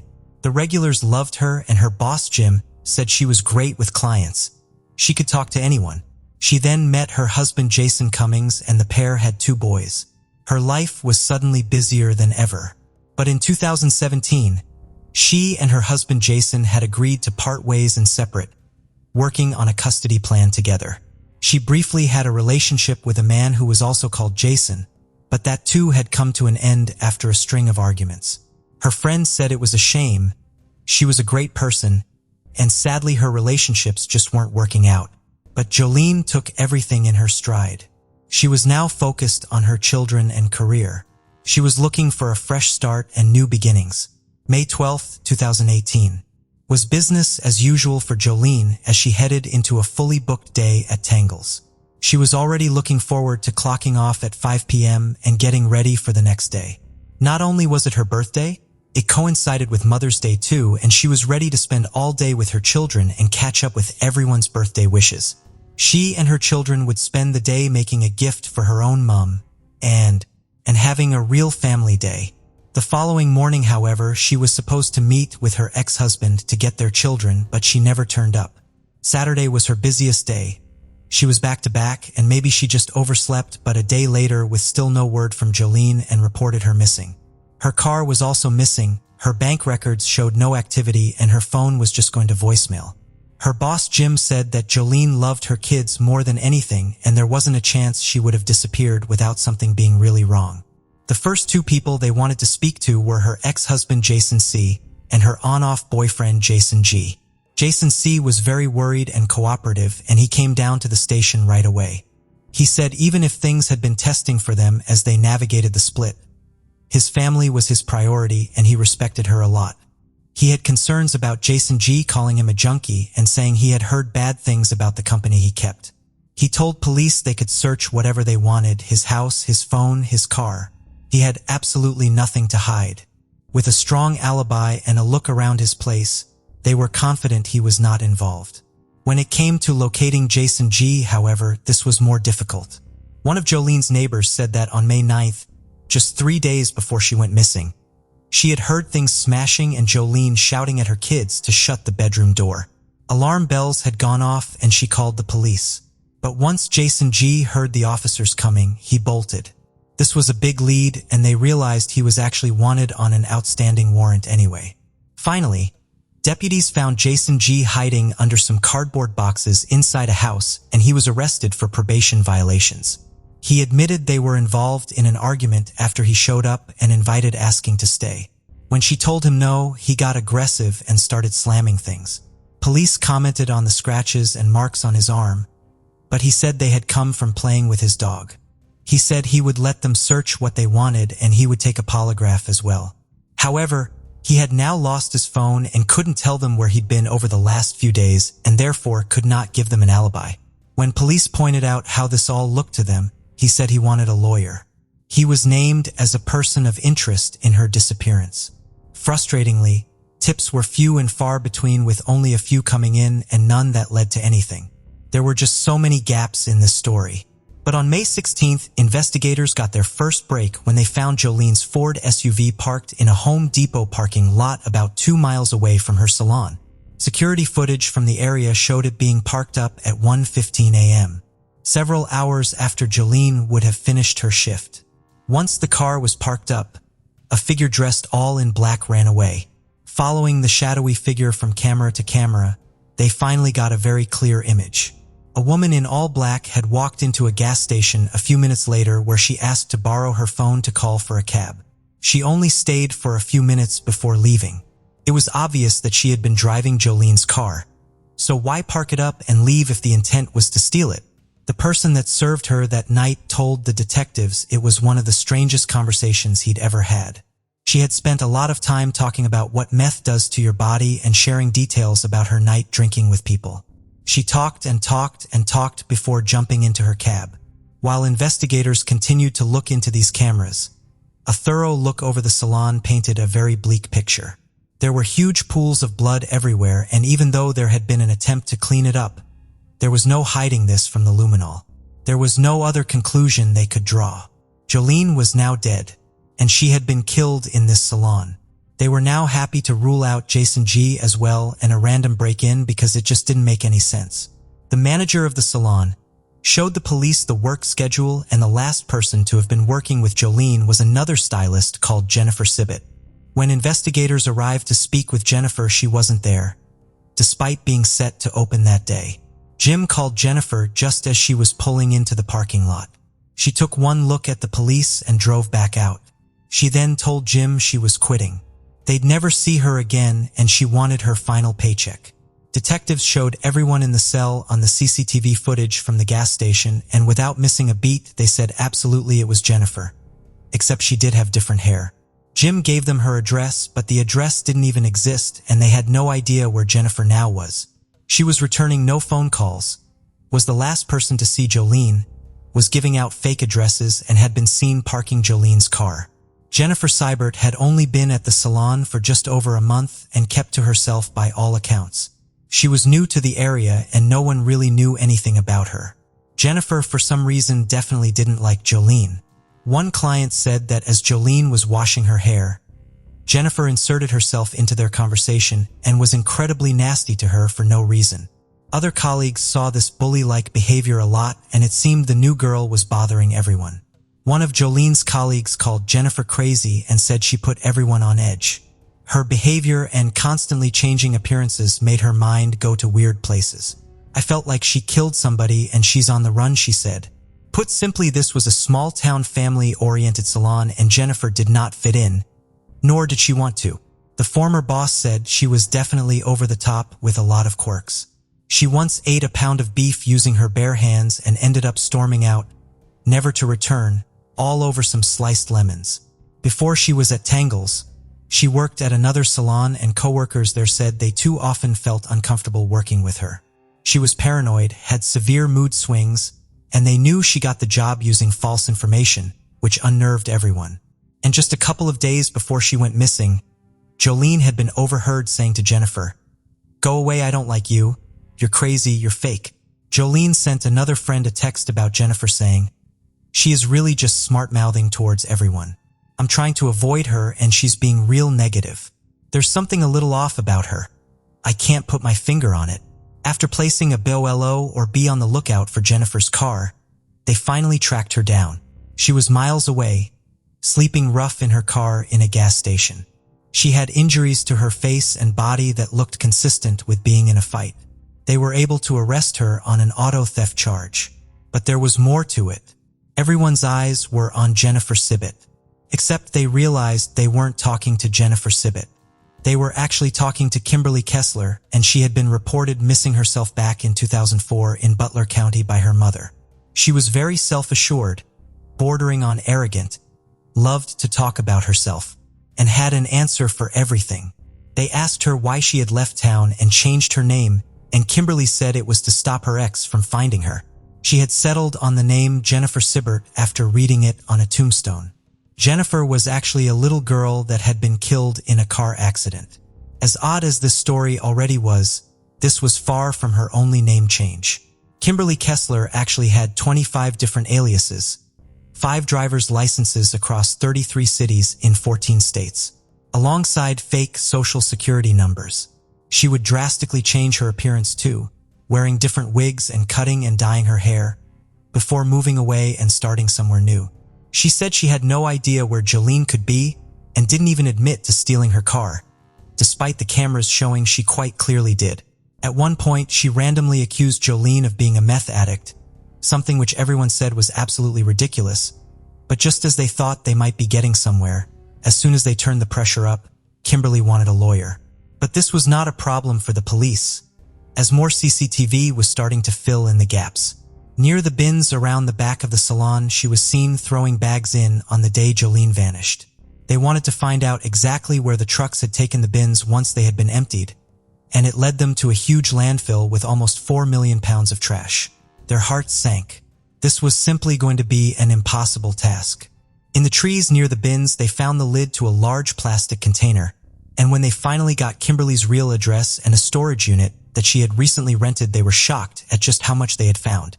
Many items were covered in blood. A quick turnaround showed the DNA was a match to Jolene, and inside the rest of the container they found Jolene's fingernail. A bag was also discovered with scissors in them with yet more blood. Testing had now confirmed that some of the blood in the salon was a match to Kimberly as well as Jolene. They believed that the scissors were the murder weapon. More searches on Kimberly's iPhone showed that she had taken pictures of a notebook where she had written pages and pages of names. One of the names was as old as an ex-boyfriend from school. Some of them had Satan, witch, and evil written next to them. Kimberly would often write down her dreams and talk about demons, Jesus, and stalkers. Searches on her computer were for nobody, no crime, female serial killers, and Jolene's name a handful of times. Her house had turned up 6 different wigs and several other phones. Speaking to more people that knew her various identities, painted a picture of a violent and frightening woman. An ex-boyfriend said that she had matter-of-factly told him she shot her own cat with a shotgun, and as a child she had threatened to kill someone's brother with a baseball bat when he was sleeping. As strong as this case was looking against Kimberly, they still didn't know where Jolene's body was. Some more cameras from inside the Walmart would give them an idea. Footage showed Kimberly buying $30 worth of supplies, including ammonia, zip ties, and an electric knife. This was at around 9 p.m., about 4 hours after Jolene would have finished her shift and after they believed she had been killed. Kimberly then drove back to the salon, and at 11 p.m., she was spotted throwing some very heavy bags into the bin. Police said that given the amount of blood in the salon and the electric knife, they could only assume that Kimberly had dismembered Jolene and put her body into bags. On May 22nd, a news conference was held where police confirmed that while they were still looking for Jolene, they knew she would not be coming home alive. They now felt that Kimberly had been planning to kill Jolene for a few days. Given her search history and the fact that the day Jolene was last seen coincided with the salon being shut for 2 days, police were sure she had planned it to give her time to clean up and figure out her plan. Kimberly Kessler was charged with first-degree murder, and even as she sat with handcuffs on her, she was chatting and joking as if she was talking to friends. From jail, she would often talk to reporters and her mother. She was still denying it all, and it seems she couldn't care less about being in a jail cell. Jail officers said that she would regularly strip naked, spread feces on the window of her cell, and once had to be stopped with pepper spray. After going on hunger strike for fear people were going to poison her, her weight had dropped from 196 pounds to just 74 pounds. After declaring her mentally incompetent to go to trial, the judge later said Kimberly was capable of understanding the case against her. The sheriff said she was playing crazy and she was acting crazy. She always thought that she was the smartest person in the room and she knew exactly what she was doing. A psychiatric nurse said her behavior was well thought out and clever, but just not quite enough for people in the know. To the relief of those that knew Jolene, 3 months later, it was eventually determined that Kimberly would stand trial, and to no one's surprise it would be far from smooth sailing. The now 53-year-old had refused to participate in any proceedings and frequently created disruptions in the court. She wouldn't even cooperate with her own lawyers anymore. But this was about justice for Jolene, and the judge would not tolerate this behavior. Everything carried on, and Kimberly would spend most of the trial in a separate room, watching via a video link. The prosecution had a few theories about why this had all happened, one of which was that Jolene didn't trust who she thought was Jennifer. She was onto her and knew something was up. She had already challenged her by calling her fake, and it looked like Kimberly's years of running were starting to catch up with her, and she couldn't risk being exposed. Another theory was that Kimberly was also very jealous of Jolene, jealous of her life, jealous of how much her clients loved her, and she just wanted her gone. Her public defender said that yes, it was clear there had been a fight. He was not disputing that. But to get a first-degree murder conviction, there needed to be proof of premeditation. And he said that the state simply could not prove that. And there was still nobody to prove a time of death or cause. The jury found Kimberly Kessler guilty of first-degree murder and grand theft auto. She was sentenced to life in prison with no chance of parole. Kimberly was transferred to another jail. Much to the relief of the people who have been dealing with her, Jolene's remains have never been found, and sadly, it seems unlikely that they ever will be. After being open 10 years, Tangle's hair salon closed its doors permanently after the company that held the lease refused to work with them anymore. But the owner and colleagues said that so much had happened that carrying on without Jolene felt too sad anyway. It would not be the same. It's too heartbreaking without Jolene at this point anyway, said the business viral statement on Facebook. Jolene's daughter now lives with her grandmother, and Jolene's sons are with her ex-husband Jason. In a recorded interview, Jason said he fell in love with her because she was such a good mother to her daughter. She taught him how to be a great dad, and he makes sure their sons talk about her all the time. If you could say one more thing to Jolene, what would it be? The interviewer asked. I don't even think you'll have enough film in that camera. Jason smiled, said the world no longer feels as safe as it once did. When your child is murdered, grief is only the beginning. But she still feels her daughter talking to her and guiding her. The children are surrounded by Jolene's pictures. While I know Jolene's soul is in heaven, I feel her spirit is here, watching over her children. Sometimes I hear her say, Mom, do this or do that. Kiss and hug the kids for me.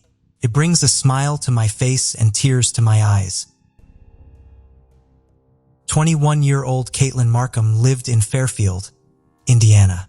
Described as a little eccentric and very creative, thoughtful, and an all-around sweet person. She was a talented artist and had gravitated towards that since childhood. You could often find her with a paintbrush in her hair looking for something to create. In 2011, she was a graphic art student at the Art Institute of Ohio, Cincinnati, and in her spare time she worked in the local bridal shop. She and her fiancé, John Carter, had been together for about 6 years, engaged for 1, and had recently been making plans to move in together in Colorado. He too was very arty and taught glassblowing. In August 2011 was just days off of her 22nd birthday, weeks away from graduating, months away from moving away and getting married. There was a lot of big and exciting things on the horizon for her. So when she stopped responding to everyone abruptly and her phone was going straight to voicemail, it was unexpected to say the least. Her fiancé John went to her house after a day of no one hearing anything. He found her car parked outside, but she would normally be at the bridal shop at this time. There was no sign of anyone inside, no sign of a forced entry either, and nothing looked out of place or broken. Her cell phone appeared to be missing too, and her dog was just roaming around alone, which was obviously alarming. At 8 p.m. on August 14th, John called 911. He explained that he had last seen her around midnight the night before, as he was leaving her townhouse. He lived with his mom just a 5-minute walk away. John said they exchanged a few texts, but a few hours later, Caitlin had stopped responding and didn't reply to his good morning text either. The police met with him, and the first thing they noticed was some scratches on his neck, but he explained that it was just from his electric razor, but then admitted he wasn't actually sure, but it was nothing nefarious. He said he was losing sleep over his fiancée being missing and just wanted her home safe and well. She was very close to her father Dave and her younger sister Allie, and neither of them had any clue either. Dave said she's positive, outgoing, and motivated. She had a plan and she was sticking to it. She would never just leave. She's just too pragmatic. Detectives said after intense scrutiny, John was not a person of interest at that time, and their attention was moving elsewhere. Her phone had so far not been found, so they focused on data from her phone provider. Texts were sent from her phone to John's from 11:04 p.m. to 11:36 p.m., but just as he had said, there was nothing after that. At 12:06 a.m., her phone had either been turned off or the battery had died or the SIM card was removed. That was where everything went cold. Police interviewed the manager of G Credit Union in Fairfield, who said Caitlin had come into the union 3 weeks before her disappearance. July 20th, 2011. She was with John's mother. Caitlin had told the manager she wanted to apply for a credit card and John's mom would co-sign for it. The manager said John's mom joked, "I'll co-sign for the visa, but you've got to take my son to Colorado with you." To which the manager turned to Caitlin laughing and said, "I guess you're stuck now." The manager remembered that Caitlin didn't laugh back. She seemed somber and more serious. It felt like perhaps the credit card was not her idea. That being said, the card was not set up in the end and nothing else came of it. Another person also told police he was with Caitlin and John on the night of August the 13th and that the three of them had smoked some weed and, quote, discussed Caitlin and John's plans to move to Colorado within the next few months. The witness said Caitlin was on her laptop working on schoolwork. She didn't move from the couch and, in his words, seemed distant and not her typical bubbly self. He left her townhouse at around 10:45 p.m., leaving her and John alone. He said it was the last time he had seen Caitlin and nothing really stood out apart from her being a bit quiet. He also didn't recall seeing any scratches on John at that time, but he admitted it was also entirely possible. He wasn't even paying attention enough to remember.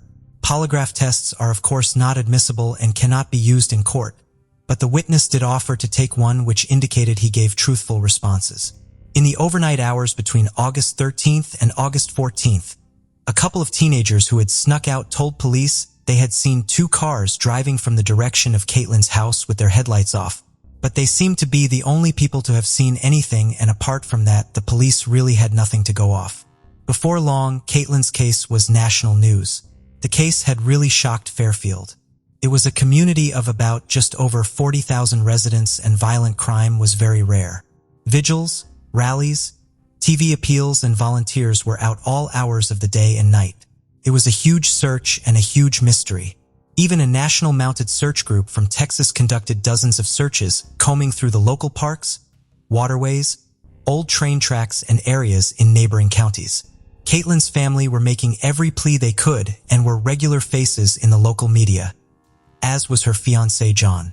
There were most definitely still some eyes on John, but he was adamant he had nothing to do with anything. A short while later, it was Caitlin's 22nd birthday, but there was no time to focus on how sad that day felt. It was still all hands on deck. At this point, to the frustration of Caitlin's family, the Fairfield police were still saying there was no indication of foul play.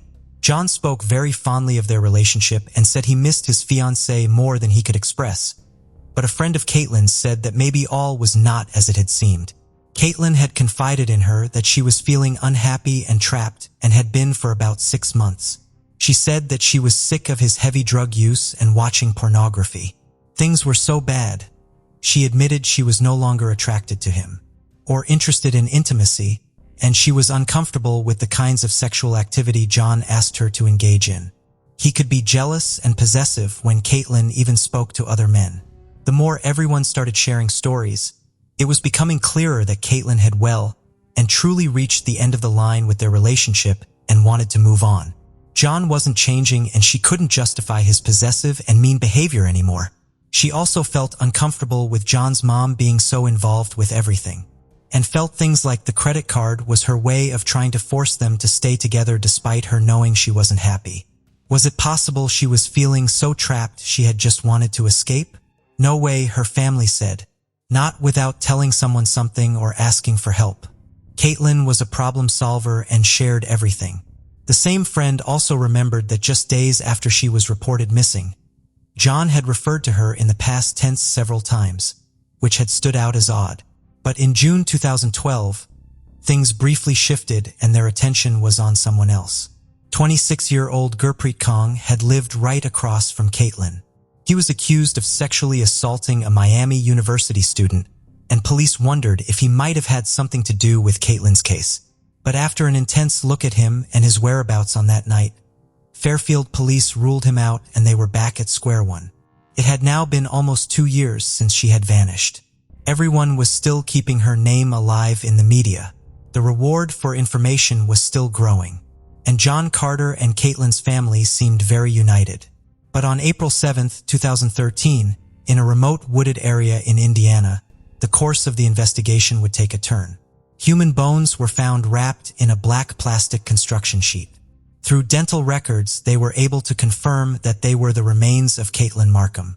This was 30 miles away from her home. Her skull was found separately inside a tied-up plastic bag. There was very little soft tissue, decomposition fluid, or staining inside the bag. The medical examiner said this indicated that her head had not decomposed in the bag, but that it was placed inside after the head had already undergone significant decomposition. The bones had not been buried. They had been dumped with trash piled up on top. There were some cutting wounds on her left wrist caused by sharp force trauma. The wound was described as a V-shaped incision that shaved off a layer of the bone, and it was caused by an object. But apart from that, there was nothing to piece together what had actually happened to her. Although her cause of death was not able to be confirmed, they could determine it was a homicide. Her phone was not found nearby. Caitlin's funeral could finally be held. Her art lined the walls and everyone wore bright colors. Many gave speeches, including John. Dave said although this gave them some sort of closure, he was just so sad for Caitlin's younger sister Ollie, who was just 15 when her sister disappeared. Some days I get so consumed with Caitlin. Her baby sister lost such an important role in her life, he said. Where she had been found presented so many challenges, on top of an already tough case. Her remains were in a different state and they did not think she was originally put there. Both sets of police teams needed to come together. The start of 2015 began the same as the 2 previous years, quietly and with little movement. The reward for information was now sat at $75,000. But sadly, with the passage of time, Caitlin's case was losing steam. Dave, Caitlin's father, successfully lobbied the Butler County Sheriff's Office to re-examine the case. And investigation changed hands from the Fairfield Police Department to the Butler County Sheriff's Office. Things had slowed down to such a point Dave needed fresh eyes and a new approach. He was so scared that his daughter's murder would become a cold case and he just could not face that prospect. Dave also contacted a private investigator, J. Ryan Green, and he made his way into Caitlin and John's inner circle, interviewing more than a dozen people. 5 of them, excluding John Carter, agreed to take polygraph tests. From this, he narrowed down his investigation to 2 people. He said subject 1 took a polygraph and failed the polygraph in epic proportion, per the polygraph examiner. A documentary called Taken Too Soon, the Caitlin Markham story, was also shown at a Springdale movie theater in the hopes of gathering new leads. Towards the end of 2016, the police announced that they now had a person of interest. They did not have enough to make an arrest or name them. The private investigator also shared the same view about the exact same person. We now flash forward to 2023, 12 years after Caitlin went missing, and finally the investigation started to pick up pace. The police announced their first arrest, a man named Jonathan Pomerton, and he was charged with perjury. Whoever's investigating this now is on the right track. They've got momentum and they have something that would allow a judge to sign off on a search warrant, said private investigator Green. Green said Caitlin, John and Jonathan were part of the same circle of friends and knew each other well. He lived close to her too, and John was his best friend. In fact, when John had gone to her house the morning she was reported missing, the first person he had called was Jonathan. Prior to Jonathan Parmitin's arrest, investigators had executed search warrants on 2 separate properties, one where he lived in 2011, the same time Caitlin went missing, and the other was where John Carter had lived at the time with his mother. Jonathan and John Carter were also close to a man named Michael Strauss, a person we've spoken about before on this channel when we covered the case of Ellie Wyke. Michael Strauss pleaded guilty to stalking and murdering Ellie and was sentenced to 17 years to life. Police had been looking at Michael, especially after he made admissions that Ellie was not the first person he had killed. But although there were some links between Caitlin's case and Ellie's, they eventually ruled Michael Strauss out. There was still one person that they kept coming back to after all this time, John Carter. Since her remains had been found, John had very much kept out of the media. He was now 36 years old, married and a father. But investigators over the last couple of years especially had gathered a lot of circumstantial evidence against him. His stories had just never made sense, and what he said didn't add up. Over the years, Dave's suspicions had grown too. The 2 cars the teens had reported seeing driving away from Caitlin's that night were determined to be John's and an unknown vehicle. Both his and Caitlin's phones went dark at around the same time on the night of August 13, 2011, and they had also discovered numerous text messages between John and Caitlin between the hours of 8 p.m. and 8:36 p.m. that had been deleted from John's phone, and some texts he claims he sent he never actually did, like his good morning text, for example. John had voluntarily participated in 3 polygraph tests, all of which had showed deception. One in September 2011, one in February 2014, and the final one in January 2021. During his final polygraph, the expert said he specifically showed deceptive responses when asked whether he had disposed of Caitlin's body on Big Cedar Road. The search warrant of his mother's home that was executed saw more than a dozen items seized. This included notes on the investigation, a folder containing Caitlin's school papers, an SD card, and poetry about death and killing. Some of the writings had his name on them, one of which read in part, "Deep down I love her. You ought to kill her. But I love her. She must die. I can't kill her. Yes, you can. No, yes. How do you talk me into all these things? I'm just that good. But you're bad. I know. How do I kill you? You can't. You're right. About what? Nothing." They also found what they believed was the same material Caitlin's body had been initially wrapped in, and where she was found was just a short way away from a farm owned by the Carter family. Many witnesses had come forward to speak on John's volatility and aggressive nature. A video of him screaming at his current wife holding their child also surfaced. And when detectives put some of the evidence to him, John had little reaction, pointing out it was all circumstantial. An odd choice of phrasing, they thought. Despite his years of denial, some pleas for his fiancée's safe return, there was now a lot stacked against him. And although they knew it was resting on circumstantial evidence and not DNA or physical evidence, they felt good about presenting it to the district attorney. In March 2023, the 36-year-old was arrested at his place of work and charged with 2 counts of murder. One count was purposely causing Caitlin's death on or around August 13th or August 14th, and the second murder count alleges he caused her death on the same dates as the proximate result of committing or attempting to commit a violent felony offense. John posted a $1 million bond, and as a condition of his bond had to wear a GPS monitor. Jonathan Parmitin was also released pending a trial. John Carter pleaded not guilty at his arraignment, and the trial was scheduled for June 2024. Jonathan Parmitin was also scheduled to appear in court charged with perjury. However, his charge was later dismissed.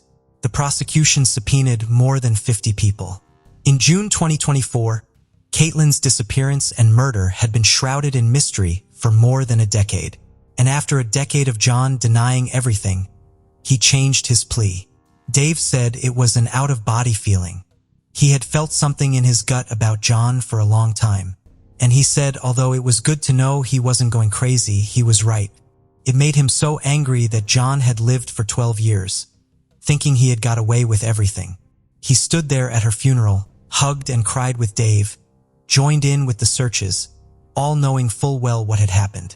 When asked if he could at least admit how everything had happened, he simply muttered, "I cannot."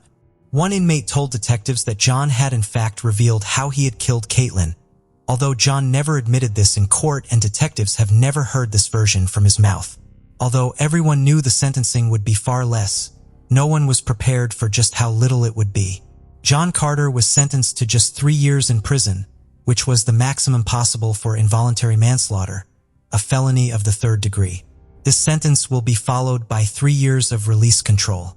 A detective that worked the case said, "I've interviewed from homicides to rapes down to trespassers 1,000 people, and I've never interviewed a psychopath. And that's what I said when John left. I said that's the first psychopath I've ever interviewed."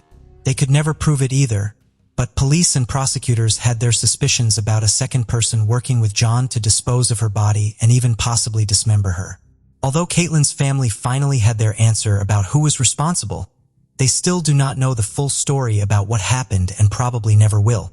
And in a short while, John will be out of prison and back to living his life.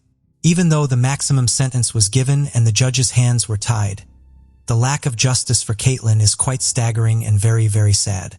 14 years after she was last seen, butterflies for Caitlin Markham was held at a park close to her house. Trees were planted and everyone wore things with butterflies on. It was a day filled with art and color, just what Caitlin loved. Dave said he could be reminded once again that he's not in this alone. He said living with such a loss and still not knowing what actually happened was all-consuming. Not a day goes by that I do not think of Caitlin. I do not feel 3 years is justice, not for Caitlin, not for her sister, not for me, her friends, or the entire community that has ached and grieved alongside us. I often wonder what she'd be doing with her art and her career. She would be an amazing woman, she had a talent, and she was going to go someplace. I'll see a picture of art sometimes and I'll think, that should be Caitlin's up there. Today's case takes us to Northeast Phoenix, Arizona in the United States. 16th, 1997. As Scott Falair stood at the top of his stairs in his home, the police shouted at him to get on the ground. He appeared to be confused. Why were they in his house? He asked them. They repeated their instructions to keep his hands where they could see them and to get on the ground. He was asked if there was anyone else there, and Scott said there was him, his wife, and their 2 children. The officer thought that was a strange response considering what he had found in the backyard. Their next concern was checking on the children, aged 12 and 15. They were safe and in their beds, unaware of the nightmare that was unfolding. I went to bed as a 12-year-old kid with a happy life, and I woke up to a police officer telling me that my mother died. Scott Falair was the eldest of 5 children born into a middle-class Catholic family. He was described as quite introverted and also studious. During his childhood, he would witness violence in his parents' marriage, with his mother Lois saying it wasn't pretty, not by any means. It really got to Scott as the oldest. In an English class at Brookfield High School, Scott would meet his future wife, Yamila. Yamila thought it was cute that he had a habit of dozing off during class. She was intelligent and lively, popular but quiet with a flair for the arts. After high school, they went to colleges 50 miles away from one another in Illinois. They stayed in church, and later the romance reignited and they became engaged. It was during this time that, after speaking to Mormon missionaries, Scott converted to the Church of Jesus Christ of Latter-day Saints. Yamila had, like Scott, been born into a Catholic family, but she wasn't as enthusiastic about the conversion, at one point even threatening to end their engagement. This didn't happen, and the pair married in 1976 in a civil ceremony, presided over by a Mormon bishop. After marrying, she wanted very little to do with Mormonism. When his church friends came over, she would leave the room or the house altogether. During a visit to Salt Lake City, they went to the Latter-day Saint temple there and heard a talk about eternal matrimony, the idea that you're not just married in this life but for eternity. Following this, Yamila began to go to religious classes and was later baptized as a Latter-day Saint. She got a job in a medical lab and Scott worked in electrical engineering. The couple then moved to Florida where they welcomed 2 children, Megan, born in June 1981, and her little brother Michael, followed 3 years later. They then moved to Minnesota before settling in Phoenix, Arizona in 1987. After their second baby was born, Yarmila quit her medical job, but she began to feel controlled and stuck. By Scott's own admission, he was self-centered and arrogant, and she was left without a support system, leaving her incredibly depressed in Minnesota.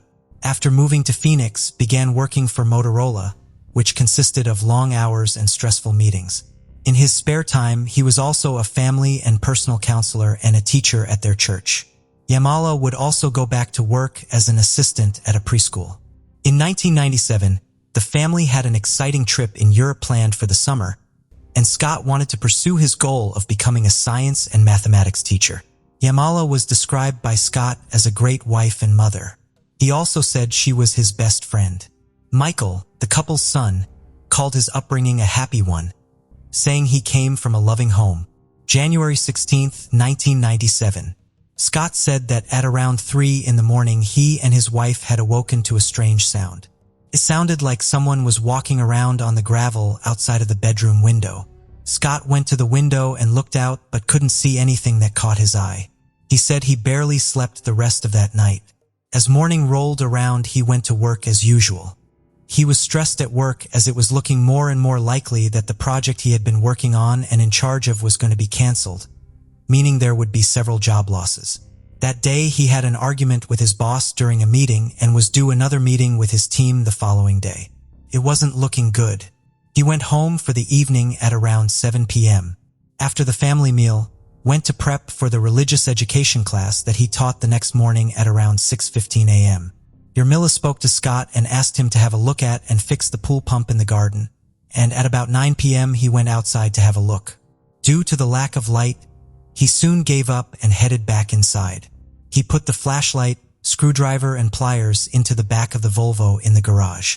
His wife had fallen asleep on the sofa, so he gave her a kiss goodnight and went to bed. "I was really exhausted and crashed in bed," he said. "I would guess it was between 9:30 and 10 p.m. Greg Coons was a neighbor of the Falia family. His then-girlfriend Stephanie Reedhead was with him on that night in January, and the couple were heading to bed. There was a noise outside. It was a moaning or a crying sound. Stephanie heard a woman saying, "Please no" or "Please don't" several times. Greg went to have a look to see if he could work out what was going on. He looked over the wall and into his neighbor's garden and saw something horrible. A woman was lying on the ground. He initially thought that maybe she'd had too much to drink. She was a few feet from the pool lying on her side. She rolled onto her back and then stopped moving. Then a light came on upstairs in the house. Greg saw Scott in the upstairs room and watched him for a couple of minutes. He was wringing his hands in the sink. The light then went off. Greg observed as Scott went into the kitchen and then the living room. He then came out of the side garage door wearing a white shirt and red sweatpants and motioned for one of the dogs to lie down. He stood over his wife for a couple of minutes before going back inside. After 3 or 4 minutes, Scott came back out. He was wearing a glove and putting the other one on. Scott appeared to be looking in Greg's direction, so he kept his head down while he continued to observe. Scott dragged his wife over to the pool, rolled her in, and held her underwater. Greg shot back inside and at 10:57 called the police. The police had never received a call or report relating to this address before. Officers from the Phoenix Police Department were immediately deployed, and officers Joel Tranter, Kemp Layden, and Steven Stanowitz were soon on scene. The officers needed to take extreme caution as they had no idea what they were walking into. In the pool, they found Yarmila's body floating, surrounded by blood. Steven immediately pulled her out, but he knew that there was nothing they could do. 41-year-old Yarmila was gone. "I've never seen a shark attack in person, but to me it was reminiscent of a shark attack," Joel said. Joel and Kemp then noticed something. Someone was moving around in the upstairs of the house. Steven stayed with Yarmila and Kemp drew his gun and ran into the property. As Scott came downstairs, he was told to keep his hands where they could see them and to get on the ground. Another officer, Joseph Jones, saw blood behind Scott's right ear and on his tricep. His report said, as he spoke to me, he seemed very shaky with shortness of breath. He also had difficulty breathing. Scott was taken into custody and loaded into the police car. He later said that he sat in the car outside the house for over an hour. and overheard the officers talking about his wife. It was obvious that she had either been badly hurt or killed. The officers then woke up the Falaire children and broke the news to them. Their mother had died. Scott was driven to the station to be interviewed.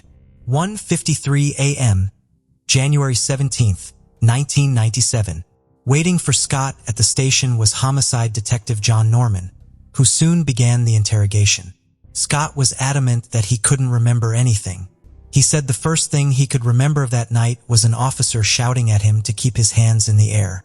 He said he was stood at the top of the stairs in his pajamas. There was no blood on his top or bottoms. So John asked him why was there blood on his neck? Scott said he didn't know. He also had a bandage on his finger.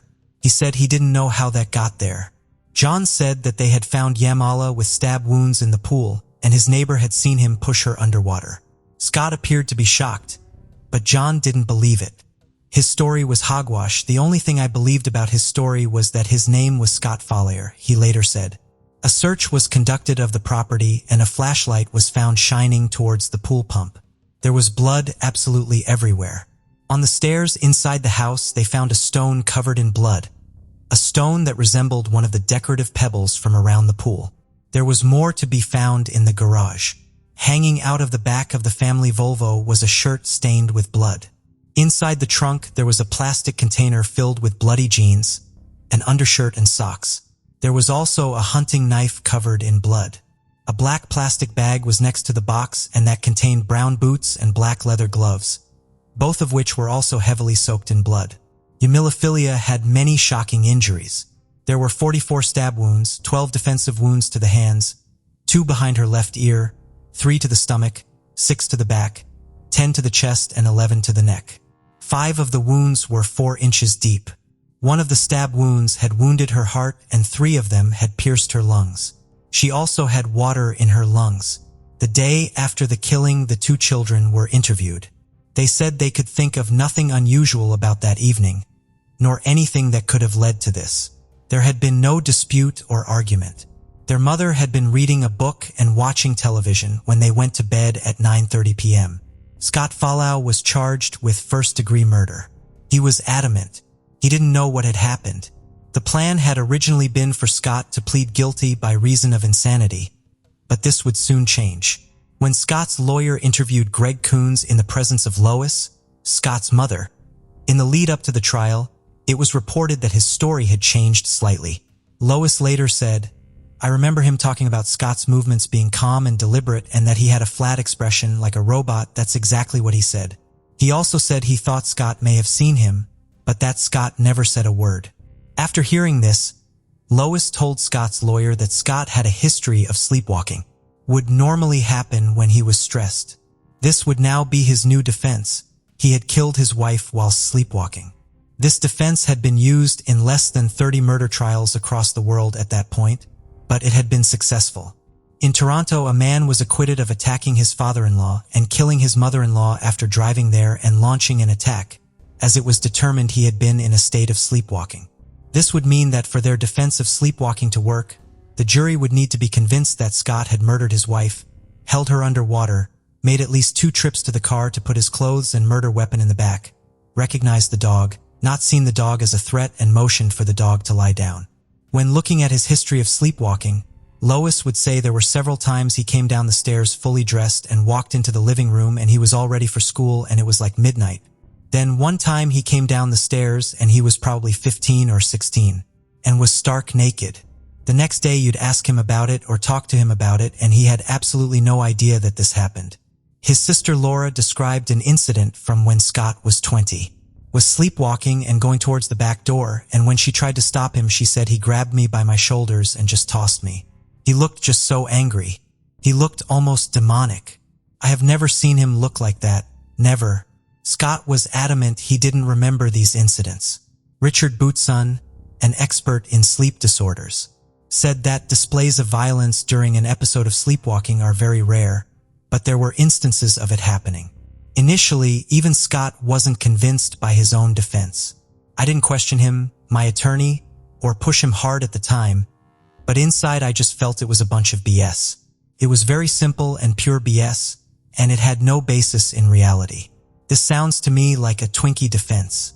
I thought my brain had thrown a rod and I thought, I'm going to the state hospital or to the prison for life. That was before I even knew that you can take drugs that change your sleeping patterns at night. At that point, I was saying I'd accept a lifetime probation of living alone. Let my kids sleep somewhere else. Lock me up on my own because I don't want to hurt somebody else, he added. Sometimes when I think about this, I wonder what kind of Jekyll and Hyde am I? There's no way I could hurt Yarm. I didn't know that something like that could be in anybody I've ever known, much less me. If he had been sleepwalking, why had he got the knife? His sister Laura speculated that he had been trying to cut the broken pool pump and fix it. When we looked at the pump a week or so after Yarm died, it was freshly gouged, she said. He said that he had used the hunting knife while sleepwalking to fix the pump, instead of the screwdriver. It was argued that when Yamala had tried to stop him, he had attacked her. He would sleep for only 3 hours a night for several days in a row, then he would crash and try and sleep for 9 hours. For this defense to be successful, it would have meant he needed to fall asleep quickly that night. Scott said he did. That was one of my crash nights. I just hit the bed and must have gone right out cold, he said. Before his trial, he was interviewed by Dr. Janet Tapman, a psychologist. He spoke of several incidents of sleepwalking between the ages of 10 and 13 that his mother had told him about. He said that during his marriage there had been times that he had woken up on the sofa in the living room or on the floor by the bed with no recollection of how he came to be there. He recalled an incident where his wife had told him that he had grabbed her arm while he slept, something he didn't think much about until after he was arrested. Scott spent 4 nights in a sleep lab to be monitored to look at the brainwaves of his sleeping patterns. The data showed hypersynchronous delta waves, a symptom that can be associated with those who have episodes of sleepwalking. Prosecutors called on the help of Dr. Mark Pressman to see if there was any evidence that Scott had been sleepwalking on the night Yamala was killed. He found that the study Scott had been a part of was not that significant, saying that these symptoms could also be found in someone with sleep apnea. Scott said he had gone to bed with his contact lenses in, then got up, dressed himself, grabbed a flashlight and headed outside. Dr. Pressman said that when one sleepwalks, they aren't able to tell if it's night or day. So him changing and taking the torch suggested he knew it was dark and he knew it was cold. As he waited to go on trial, Scott Falair gave an interview with 20 to 20. Also interviewed with a couple's children. June 1999. After pleading not guilty, back out, got the dog to be quiet and noticed that she was still, against all odds, breathing. So he made the decision to drown her and then go back to bed and leave her to be found in the morning. Scott's lawyer presented their defense. This was a senseless crime, he said. There is just no reason for Scott Falair to kill the woman he loved more than anything else in the world. The real question was, why did this happen? What went wrong? There was no motive. In short, he was sleepwalking at the time this event occurred. There is no doubt that Scott Falair committed the act, but he had no intention of committing the crime. One of the people to testify during the trial was Dr. Philip Keene, the chief medical examiner. He laid out all of her horrific injuries, and based on this, the prosecution believed he had put his left arm over her mouth to silence her and then used his right hand to stab her. One of the star witnesses for the prosecution was Greg Coons. He told the court what he had seen that night, but his defense team hit back and said he was in a sleep-like state when the murders occurred, and this was where the science was going to be key. The experts could not agree on how to interpret the way Scott had behaved that night. Dr. Rosalind Cartwright and Dr. Roger Broughton were 2 leading sleep experts, and they were brought in by the defense. They testified that they believed he had been in a sleepwalking state when his wife was killed. Dr. Cartwright said sometimes they hurt themselves, sometimes they hurt other people. But this is a state in which they are confused. They are not conscious. They think something terrible is happening and they have to defend themselves. So often they will fight. The officer who had conducted the search of the house and found the knife and the bloody clothes also testified, and the police argued that this showed he had attempted to wash the blood off himself and hide the items. Dr. Broughton said that carrying out so many different things during an episode of sleepwalking was unusual. How had he not heard his wife? But he had heard and quietened the dog. The defense experts said that they were into the impression that the dog had been jumping up at him, and that was what he was responding to. Not the sound of the dog itself. Other sleep experts would also testify that when sleepwalking, one would usually do something familiar or routine, not something out of character or complex. Although it was rare for someone to be violent when sleepwalking, it could happen. The defense also had two of Scott's cellmates testify that they had seen him sleepwalk too. The prosecution questioned Dr. Broughton, who conceded that he hadn't come across a case where a sleepwalker had been violent and changed their clothes several times. The prosecution called a sleep expert who said he believed that Scott must have been awake during the killing because there were too many complicated actions for one person to do while sleepwalking. Dr. Pressman testified in court and listed off 66 different behaviors that were not consistent with someone sleepwalking. He said that Scott touching the water in the pool would have been enough to wake him up. Alongside the bloody clothes and the knife in the container, a mouthpiece had been found, and the prosecution suggested that he may have put it in order to defend himself. DNA tests on the mouthpiece were not definitive. Scott said, "Have no idea what that's about. It's very possible that the thing was laying around in the garage and I popped it in my mouth. I don't know." One of Yarmila's friends testified that she and Yarmila talked about everything, and she had never expressed issues about her marriage. She did say that Yarmila had told her about an incident when Scott had been going through the wardrobe during the night and appeared to be asleep. This image of a picture-perfect marriage was called into question by the prosecution. They said that Yarmila was not happy being a Mormon and she didn't want any more children. Scott did. Also, when her body was found, she was not wearing her wedding ring. His defense argued that these were not the major disagreements they were being made out to be. Certainly not a good enough reason for him to commit murder. In court, homicide detective John Norman, who had interviewed Scott after his arrest, said that the accused didn't seem to be too upset and didn't cry. But even with all of his experience in the field of homicide investigation, even he was at a loss for a motive. The relationship seemed to be good. There were no allegations of domestic abuse or arguments. They were financially stable. There were no affairs. There was no alcohol abuse or substance misuse. Scott said, "Yarmoun and I hadn't even had an argument. We hadn't screamed and shouted at each other in 15 years. I never would have thought of hitting her or striking her or yelling at her." Phoenix Police Sergeant Mike Torres said, "You're able to find a motive, you're able to find out reasons behind an action. But this one has remained a mystery. We don't know, and I don't know that we ever will." Court paperwork said the question of motive remains unanswered. It was now time for the man at the center of this to take the stand. He repeated his story. He had no recollection of what had happened that night. He told the jury that he and his wife were happy and devoted to each other. "There was no way I could do that not intentionally. I loved her. I don't know what I would do without her," he said. This was certainly a complicated trial, which left the jury with much to think about. It was now time for the closing arguments. The defense said that all of the experts had been able to testify that there was a connection between murder and sleepwalking, and that Scott should be found not guilty as he was fast asleep at the time and unaware of what he was doing. The prosecution hit back at this. They said that this was premeditated murder, plain and simple. The prosecutor said that during the incident Scott had recognized his dog and got the dog to lie down. "How come he can't recognize his wife?" he asked. "Because he's making it up." They emphasized all of the complicated actions he had taken that night, while allegedly being asleep. He had stabbed his wife, changed his clothes, hidden the clothes, the shoes, the gloves, the murder weapon, pushed her underwater, got the dog to lie down. They said this was not done by someone sleepwalking. This was someone who was well aware of what he was doing. This complicated trial had lasted for a month, and it was now time for the jury to deliberate. There were so many different pieces of evidence and theories to consider. But before long, the jury returned their verdict. It was unanimous. It was a terrible death, and we are satisfied that we were able to prove that the defendant committed premeditated murder, the prosecutor said. Members of the jury also spoke about their decision, with one saying that the kind of knife used, a hunting-style knife, was not used for any other purpose except for killing. Another juror said after the trial, "I think he could have been sleepwalking when he stabbed his wife. The possibility exists, but we don't know, there is no witness. But when he dragged the body, I think he woke up. He could have been sleepwalking, woke up and he saw, oh no, look at this, and I think he panicked." It was now time to determine his sentence.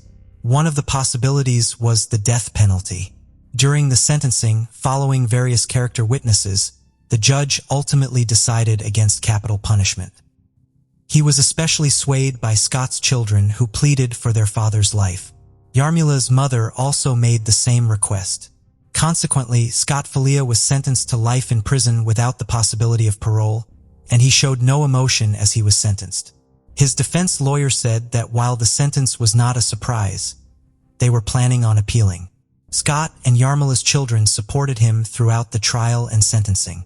"He is still my dad, and I hope to always have that relationship with him, whether he's in prison or out," Michael said.